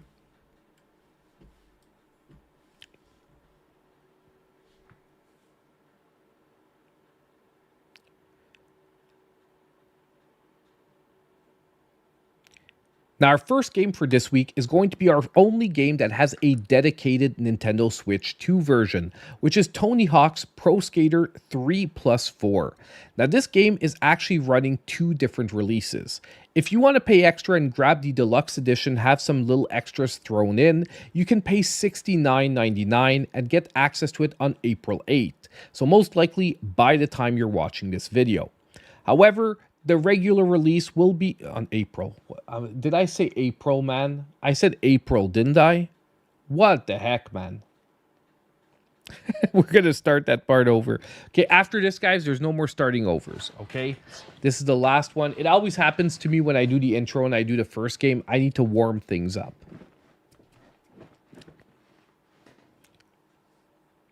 So we're starting out this week with our first game that is actually our only game that has a dedicated Nintendo Switch 2 release, which is Tony Hawk's Pro Skater 3 plus 4. Not only that, but this game is also having 2 different release dates, because if you decide to pay a little bit extra and pick up the deluxe version, you actually get access to it on July 8th, most likely by the time you're watching this video. However, if you want to pay only $49.99 because you don't need the deluxe inclusions, you do have to wait till July 11th. Now, we will be looking at the trailer only once for both the Nintendo Switch 2 and Switch 1 versions. And by the way, the games are priced the same on both consoles.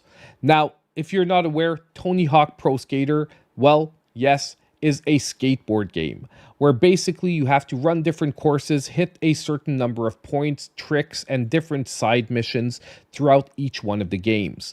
Now, we did get Tony Hawk Pro Skater 1 and 2, which was an excellent port to the Nintendo Switch, so I'm really hoping that 3 and 4 follows along the same lines and really delivers a great product.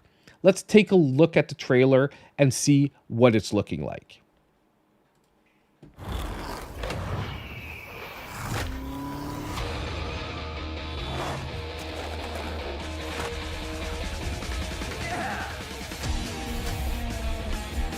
So visually, I'm looking forward to seeing some in-game engine gameplay, some in-engine gameplay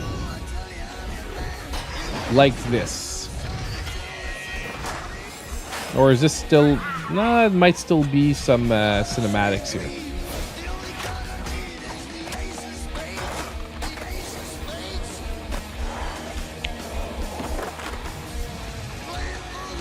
Oh, here we go. So we're seeing the original with the remake one after the other, and the remakes actually look like a pretty good facelift here. New soundtracks, most likely, because a lot of the original music was copyrighted and the license have run out for the original music, so we're going to be getting different tracks. Attention passengers, face planting the tile is strictly prohibited. But ultimately, these games are a ton of fun. If you like just like picking up a game that you can drop a few hours into here and there, have some fun with, the Tony Hawk Pro Skater series has always been great entries for that kind of gameplay.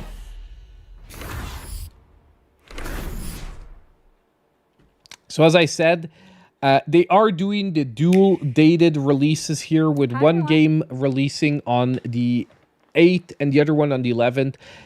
I'm going to say it right away. You know, I'm not a huge fan of early access. I really don't like when companies do that. But you know what? It is what it is. I personally would say it's not, if you're only looking at playing the game earlier, it's really not worth investing the $20 extra.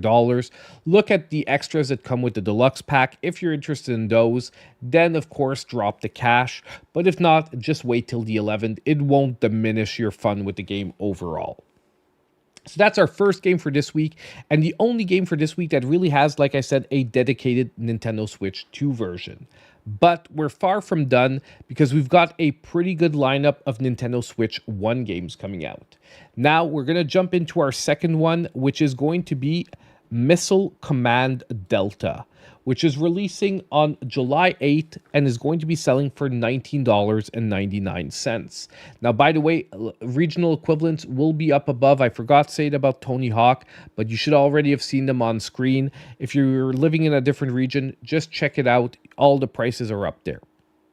Now, Missile Command Delta is a reimagining of the Atari property that we all know, Missile Command. Now, this one really seems to be trying to inject a storyline and some really like tense action sequences. I'm not sure how this is going to work out, but I'm willing to give it a chance, because a lot of these Atari remakes are actually delivering some pretty fun games. Although they might not be huge budgeted games, they are generally a fun time, and they're also priced pretty budget priced, because this is only $19.99, $20 for a brand new game. Not that bad, especially from a recognized company with a pretty iconic IP. Now, let's take a look at the trailer, and you can tell me what you think about the game. By the way, you can always leave that down below in the comments. I love seeing what you guys think of these trailers.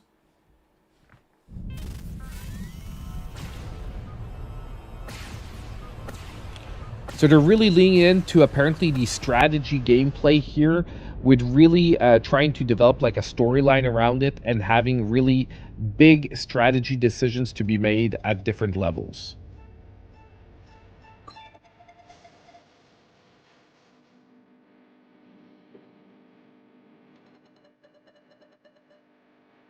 It is really weird sometimes because these different IPs were really like traditional old school arcade games. So it's really funny sometimes to see how they're trying to evolve them into like these modern gaming formats while having them still feel somewhat like Missile Command.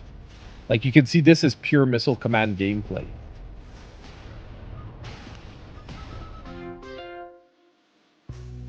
So basically, if you've never played Missile Command, the original one, you missiles are falling against like your base at the bottom of the screen, and you have to intercept all the missiles and blow them up before you get damage, basically. Now there's going to be puzzle gameplay here.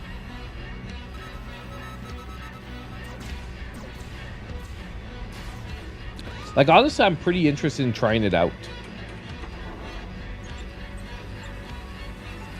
And this is actually the second Missile Command remake that they made, because they made another one that is very like arcade feeling. This one is really the one that they're trying to go a little bit out there and push the IP in a different direction. Nonetheless, looks pretty interesting, and you know, maybe wait for a review or two, because at $20, it's not an expensive game, but it's not a very cheap one either. And I'm thinking this one could go either way. Next, we have a game series that I'm actually a pretty decent fan of, and we're getting a sequel, which is going to be Islanders New Shores. Now, this game is releasing on July 10th, and it's going to be selling for $9.99. Just to let you know, however, there is also a free demo on the eShop, so you can actually try this one out before jumping in. Now, Islanders New Shores is basically, it's a casual city builder. And it is really a relaxing and fun game with a beautiful evolution and really some nice graphical and musical surroundings. Like it really, it's one of those cozy games, but yet at the same time, you really have to actively participate in, and it delivers a really fun experience if you just want to lay back and chill out. I'm really love the first game. By the way, it's only $5 at full price on the eShop right now. So if you haven't had the chance, you can pick it up. There's also a double pack with the new Islanders and the old one coming out. So you can always check that out on the eShop as well. But let's take a look at the trailer. You'll see right away, if you're into casual city builders, this is definitely one to check out, especially at the budget prices they're releasing these. They are a ton of fun and a ton of value for the money.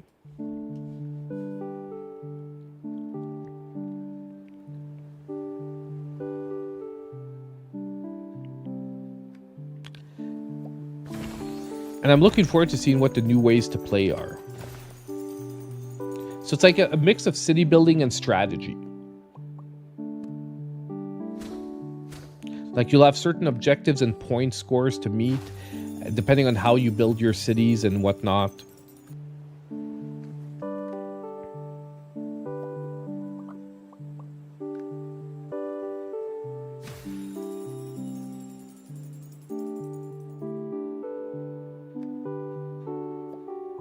And like I said, the music and the visuals are really appealing and relaxing at the same time.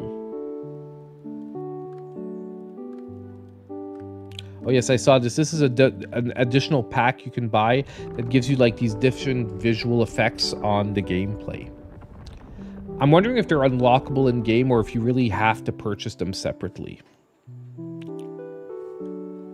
I've got to say though, for the budget price they're selling the game, buying the extra visual packs doesn't feel bad, especially that this is a developer that I would like to keep supporting because they really are making simple quality games and they're not pushing the prices to crazy levels. Like they could have probably gotten away with more expensive than this, but I respect the fact that they're releasing it for only $10 here. So if you're a fan of casual city builder strategy games, definitely keep an eye on Islanders New Shores. I'm pretty sure that this game is a like safe no miss game for this week.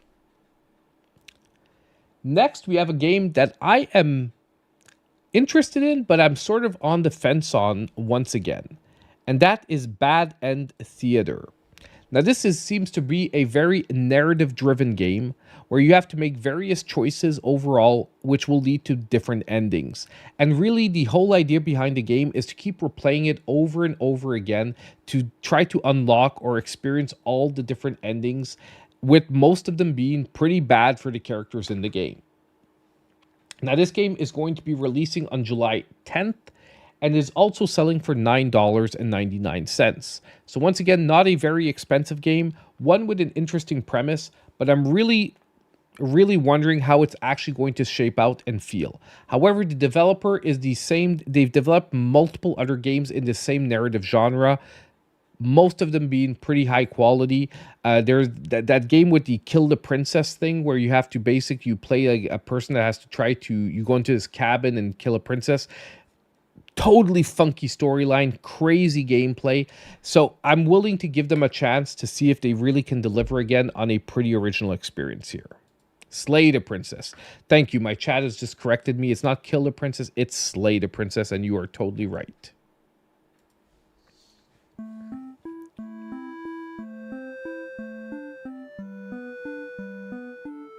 So you have to choose the actor that performs the tragedy, and we're going to direct the play.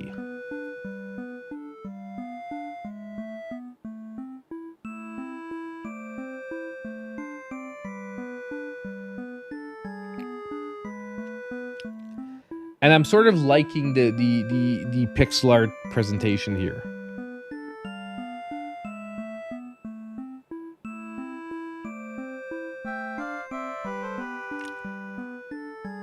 Just how much can they endure? Like I said, we don't get to see too much of the gameplay, but it does look like a really out there, interesting concept for this week. If you're a fan of narrative-driven games, I definitely think this one should be a really good consideration, especially for the fact that it's a pretty budget game. So that is Bad End Theater. I don't think there's much more I can say about the game at this point because we really have to play it to see if it's worth it and to figure out more about it. Okay, next, we're going for a game that I had to showcase, although I'm extremely doubtful whether it's going to be an actual good game or not. But if you're a fan of the channel, you know that one of the main people here at the channel is Topaz my cat, and therefore every funky game with cats as main protagonists, we're not talking about those cheap ones, but this, like the funky ones, I have to talk about. And this week we're getting a brand new one called Cats Away that's going to be selling for $29.99, also releasing on June 10th. So it is a pretty expensive game as well at $29.99 for an IP that I'm not sure exactly what it's going to be delivering. But you're basically going to play as pirate cats. And no, this is not Cat Quest 3. This is a totally different style of gameplay. You have to build a crew of pirate cats, and you're going to have ship battles. You're going to have different elements. It actually looks like it could be a crazy fun game, but at the same time, I have my doubts whether the quality is going to, live up to expectations. Let's take a look at the trailer. Once again, I don't think there's much more I can say about this game. Way! The real-time strategy game of naval warfare. Recruit a crew of adorable cats and get your ship kitted out. The graphics actually look pretty decent. Pounce on pirates. Not crazy, but decent. And meet handsome rogues, exotic beauties, and even more feline friends. Get all paws on deck for Cats Away! Coming soon! So unfortunately, we don't get much to view of the gameplay. And that's where I said I was a little bit worried, because generally, if your gameplay is what you're trying to sell your game based on, you're going to showcase a good deal of it. In this case, we're getting only small little glimpses, but it seems to be a naval warfare-based game with a strategy, strategy direction to its gameplay. but I think it's banking a lot on the whole cat concept. So if you're a cat lover like I am, this is maybe one you're going to drop a few dollars on and see if it's worth it. However, I can also see the argument for definitely maybe waiting for a sale or some reviews. So there we have it, Cats Away, releasing on July 10th for $29.99. Now, we're going to jump into our next game, which is System Shock 2. Like I said, the 25th anniversary remaster. Now, this is a revival of a retro FPS game. It's done by Night Dive Studios that have done a lot of these, some to more success than others, but it's generally a company that does the best they can with the IP that they're investing in. Personally, I'm going to tell you right away, I am not familiar with System Shock. I don't know the IP, but it looks fairly interesting. It has like that gory style of the 90s FPS shooters. Let's take a look at the trailer, and I think if you're a fan of retro shooters, this one could be worth taking a look at. By the way, it's going to be selling for $29.99, and it is also releasing on July 10th. Oh, it's brought to us by Atari once again. This place is a womb where we grow our future. Your weapons fail. Your ammunition runs low. And you've yet to see our most beautiful creation. It does feel quite remastered, because I saw a few screen captures of the original, and although this like doesn't necessarily look like a 2025 game, it is miles above the original.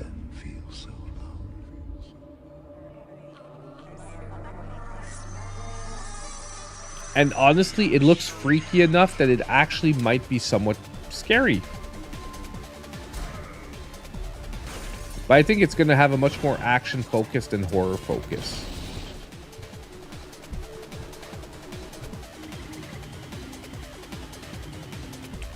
Yeah, like I said, the textures look a lot smoother, and it doesn't seem like it, but overall, when you're playing the game, like you see, like it does make a big difference.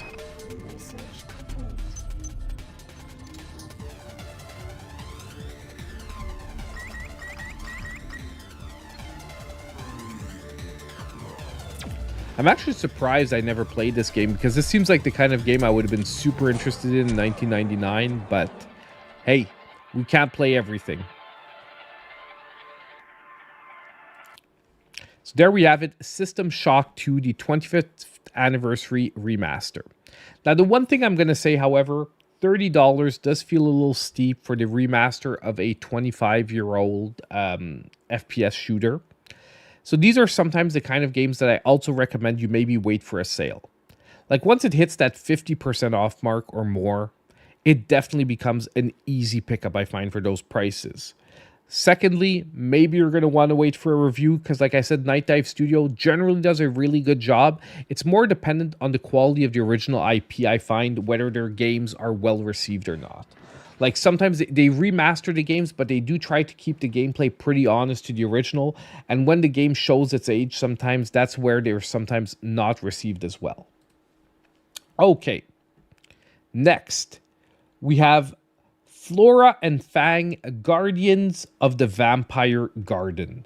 Now, this comes to us from Flynn Arcades, and sorry, not Flynn's Arcade, Flynn Arcades, Flynn's Arcade, and it is a basically retro arcade game, but made in 2025. And if you're not familiar with Flynn's Arcade, this is what they do. And almost every one of their games turns out to be a really fun game. They've done Donut Dodo. They did the one I just played with the cows, Cash Cow. They did a lot of different, and the gameplay is always at the center of the experience. The visuals are generally retro, but the gameplay is honestly, it really feels like a long-lost arcade game rediscovered in 2025. And that's what the magic of these games are. And yet again, this game looks like it's going to be delivering, once again, one of those experiences where it's going to feel like a classic arcade game, however, with a few modern tweaks here and there. Let's take a look at the trailer.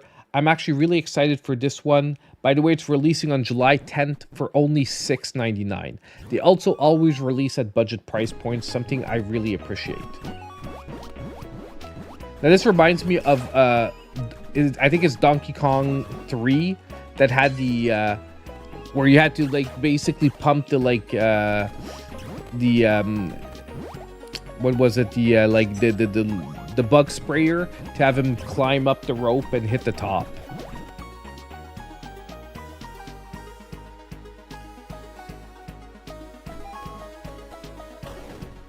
Like, it looks like a reinvention of that gameplay, and that's what they do.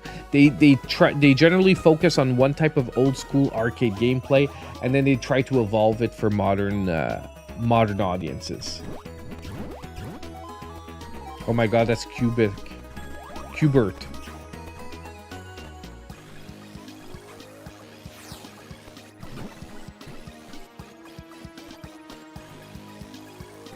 So I'm actually really interested in playing this game. Like I said, I've played almost all the Flynn Arcade releases, and I really can't say that one has definitely disappointed me. They're generally pretty challenging, however, I will mention. Oh man, there was a Pac-Man level. That's actually pretty crazy. Flora and Fang for $6.99. Once again, if you're a fan of retro arcade games, I would say this... I'm almost safe to say that this game can't miss. I can't guarantee it 100%, but I've got a really good feeling. Okay, moving on to our next game. We have Everdeep Aurora, which is releasing on July 10th, and this one will be selling for $19.99. Now, this game, I'm going to say visually, is probably one of the games that I find the most interesting overall for the week. It is an action exploration game, narratively driven, where you have to drill down through the world you live in, and it seems to be very narrative driven, however. So it's a much more focus on the storyline than necessarily like the gameplay or the action gameplay. But I absolutely love the visual aesthetics here. Like, I'm really, really in love with this game. And once again, it seems like it could be a indie hit for this week. One of those, like, really silent, like, killer experiences. Let's take a look at the trailer. And once again, I'd love to know what you think about this game in the comments down below.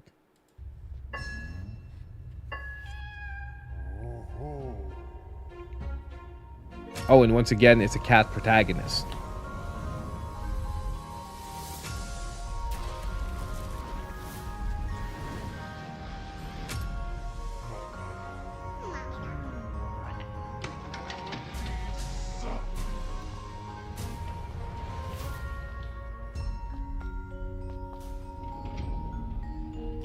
There's supposed to be puzzle gameplay as well, so like that'll keep things interesting and fresh.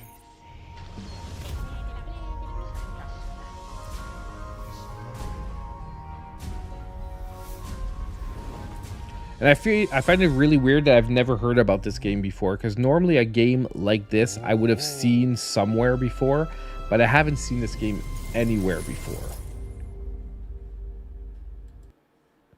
So we have Everdeep Aurora. Definitely a game that I'm going to be keeping an eye on for this week.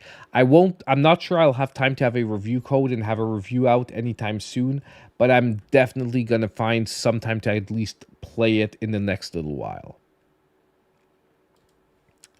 Now, talking about retro-inspired games, we have another one also coming out, which is Fizz and the Rainbow Planet. This game is coming out on July 10th at a much more budget price point of $9.99. Now, this almost feels like a Game Boy-inspired action platformer where you get to change between different characters, all to seem to be different dragons. Now, it's old school gameplay. It's already out on Steam. I did check out some of the reviews, and it does have generally positive reviews. People say it's a very pleasing yet short game. I want to take a look at the trailer. It looked pretty interesting when I took a look at it. And I think that if you're really into that Game Boy-like aesthetic, this could be a great pickup for this week. It's more like maybe a Game Boy Advance aesthetic than like a Game Boy Color, however.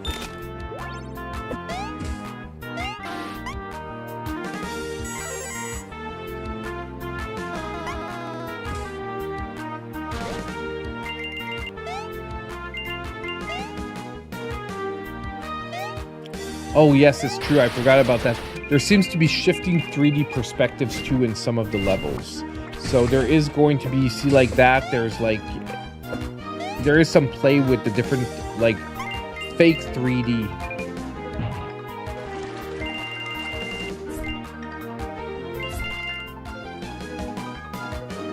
Yeah, you're right. It does look, one of my chat just said it looks like Pokemon Mario, and it does look like Pokemon Mario. Even the music sounds somewhat like it.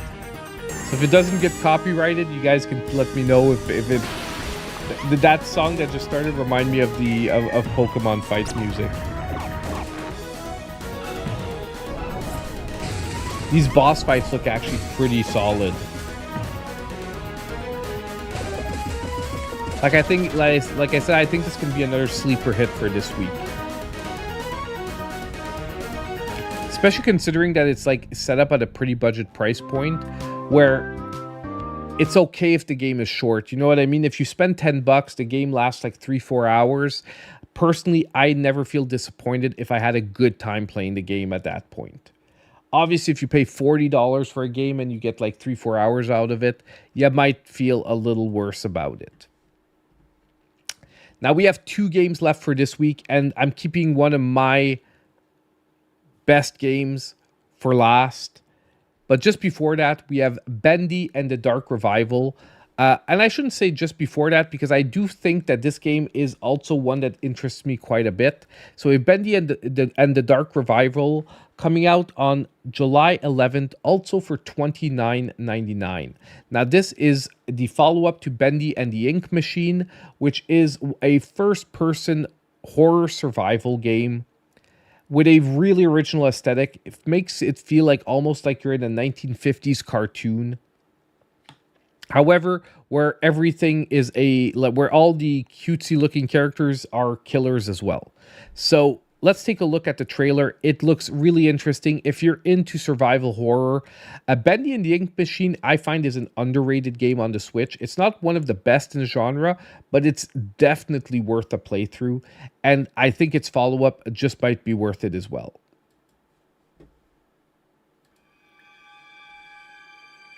Oh, the rhythm game is coming.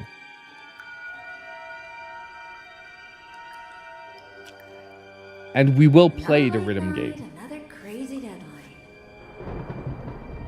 You guys will enjoy seeing me die over and over again.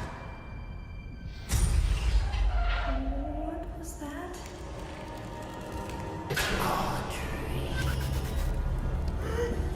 Like the first Bendy managed to be freaky. Children of the machine. For 211 days, you've lived without the ink demon haunting your steps. I banished him away. In return, I ask just a little favor. There is a stranger. Bring her to me. Like, it gives me BioShock vibes. This game always gave me like slight BioShock vibes, but with a different overall feeling nonetheless. Thank you very much for your help. Almost everyone here either can't speak or they're completely mad. No one wants you. No, I'm not gonna hurt you. Looked like you needed some help. Don't touch me. Above everything else, stay away from the ink demon. What's an ink demon? He likes to smile, and he kills anything that moves. Yeah, that's Here goes Bendy. nothing.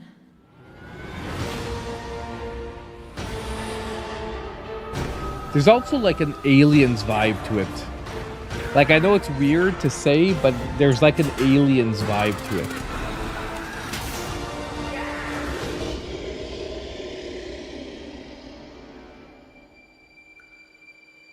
Oh, we still had a last little scene. Honestly, I have the first Bendy physically here, and I'm very interested in playing this one. Like I said, there's too many good games right now, and by the way, when I'm saying I don't have enough time for a review, is that if you're all aware, we have a really big game coming up pretty soon with Donkey Kong Bonanza, so I don't want to line up too many games before we have a chance to play it. So that's why when I'm saying I'm running out of time is I'm trying to schedule my time. Already I have 2 reviews ready to go that haven't been filmed. And I want to make sure that I don't run into that scenario when Bonanza comes out and that we can play that game like all the way through. Okay, our last game for this week, but definitely not our least game, is probably one I'm the most excited about.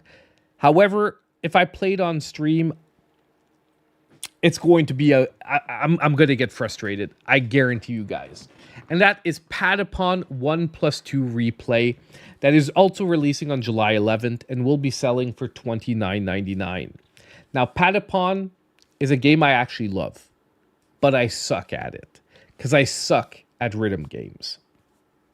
It is basically, I would say, the best way to think of Patapon is like a real-time RPG where rather than inputting commands by selecting commands to your team, you have to input rhythmed commands. So for example, if you want your team to attack, you might have to input the command of Y, Y, X, Y. If you want your team to defend, you might have to input X, X, Y, X. So basically, you have a list of commands on the screen that you have to input, but it's not as easy as that because you have to input them with the rhythm of the music. And the more in tune you are with the rhythm, the more effective your attack or your defense is going to be. Now, I'm simplifying it, but basically, and it's like a real-time RPG. So you'll be fighting bosses, you have time to react to them, but at the same time, you do have to input the command before the boss does his attack or whatnot, which is why it feels like an RPG, but a real-time RPG. And I'm definitely very excited for this game. At $29.99, you are getting incredible value here. Because if you watch this game and you get into it, this is an incredibly addictive game that's a ton of fun, and it also has an enormous replay value. So let's take a look at the trailer. I've talked about this game before a couple of times, but it is definitely, I would say, close to my top pick of the week.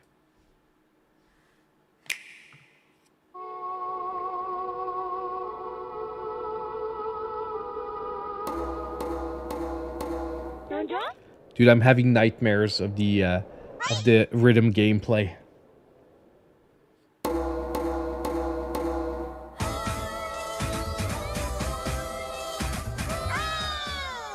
And the crazy part is when the songs change, you sometimes have to change the rhythm you're doing. Beloved rhythm games, Patapon 1 and 2 are back together in one bundle. I played the first one on PSP. Patapon 1+2 Replay. Hopelessly lost and full of despair, the Patapons sent out their bravest in search of the Holy Drum. With the legendary drum in hand, guide the Patapons as the new Mighty One to Earthend. Advance, full speed ahead. Attack, ready, aim, fire. Connect combos with various commands. On top of it, your little guys, when they respond and they like sing the songs back to you, they're so freaking adorable. Is still there, but now with enhanced high-resolution visuals. The support functions are newly implemented for easy play. Oh, damn. I actually might be able to play the game. They put difficulty levels in. Mysterious Patapons. Let's make some noise for Fever Time. For all of you who are maybe new to the channel, I'm terrible at rhythm games. Okay, so that's the running gag, is that I'm freaking terrible at rhythm games, which is why if I play this online, it's like the ultimate punishment. But it's a good punishment because, like I said, I love playing Patapon, but I sometimes love things that I'm terrible at. And Patapon would be one of those. So honestly, I think this is like definitely a game that should not be forgotten.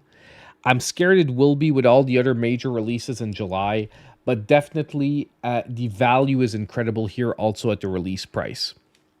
So that was pretty much it for the new Switch and Switch 2 games for this week. Like I said, I'd love to hear your comments down below. Let me know what you think of the games. Let me know what was your favorite of this week. What was maybe the game that worries you the most for this week. And as usual, on the way out, don't forget to hit that like button. Subscribe if you aren't already. Click on the notification bell. And as usual, I'll see you in my next video.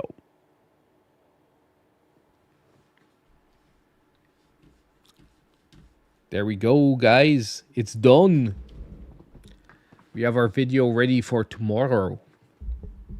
A lot of games this week, man, and a lot of really good ones. No joke, man. Patapon, like, don't sleep on it, guys. Really, really awesome. Bendy and the Dark Revival looks crazy good. Flora Fang Guardians of the Vampire Garden looks amazing as a, like, retro arcade game for cheap. Islanders, honestly, super addictive. I'm actually playing another casual city builder right now that is coming on Switch 2 later this month. And it's really good. It's really good, by the way. It's really fun. I can maybe show you. I don't think I'm embargoed at all. Oh, but I know I'm not embargoed, but I don't have gameplay because it's on Steam. Give me a sec. Because I got a Steam code early, but it's the exact same game coming out on it's the exact same game that's coming out on Nintendo Switch, and it's when I saw the original trailer, I was like unsure of how it would play out, but it's actually really tons of fun, and the concept is pretty cool. I'm trying to find the... Hold on. I can just do this instead. We're going to cover this when it actually comes out, but since like I'm just playing it right now. It's actually been showed in a couple of directs.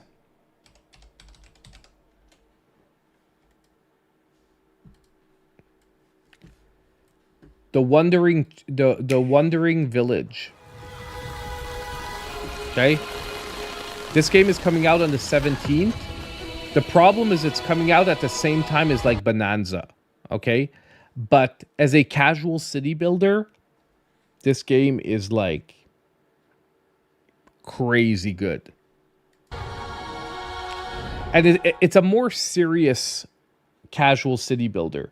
Like this one really is like it really is more like a city builder. You know what I mean? Like it's not just a strategy game or something. Like it's actually a city builder. Your citizens can die and stuff, but it's definitely paced casually.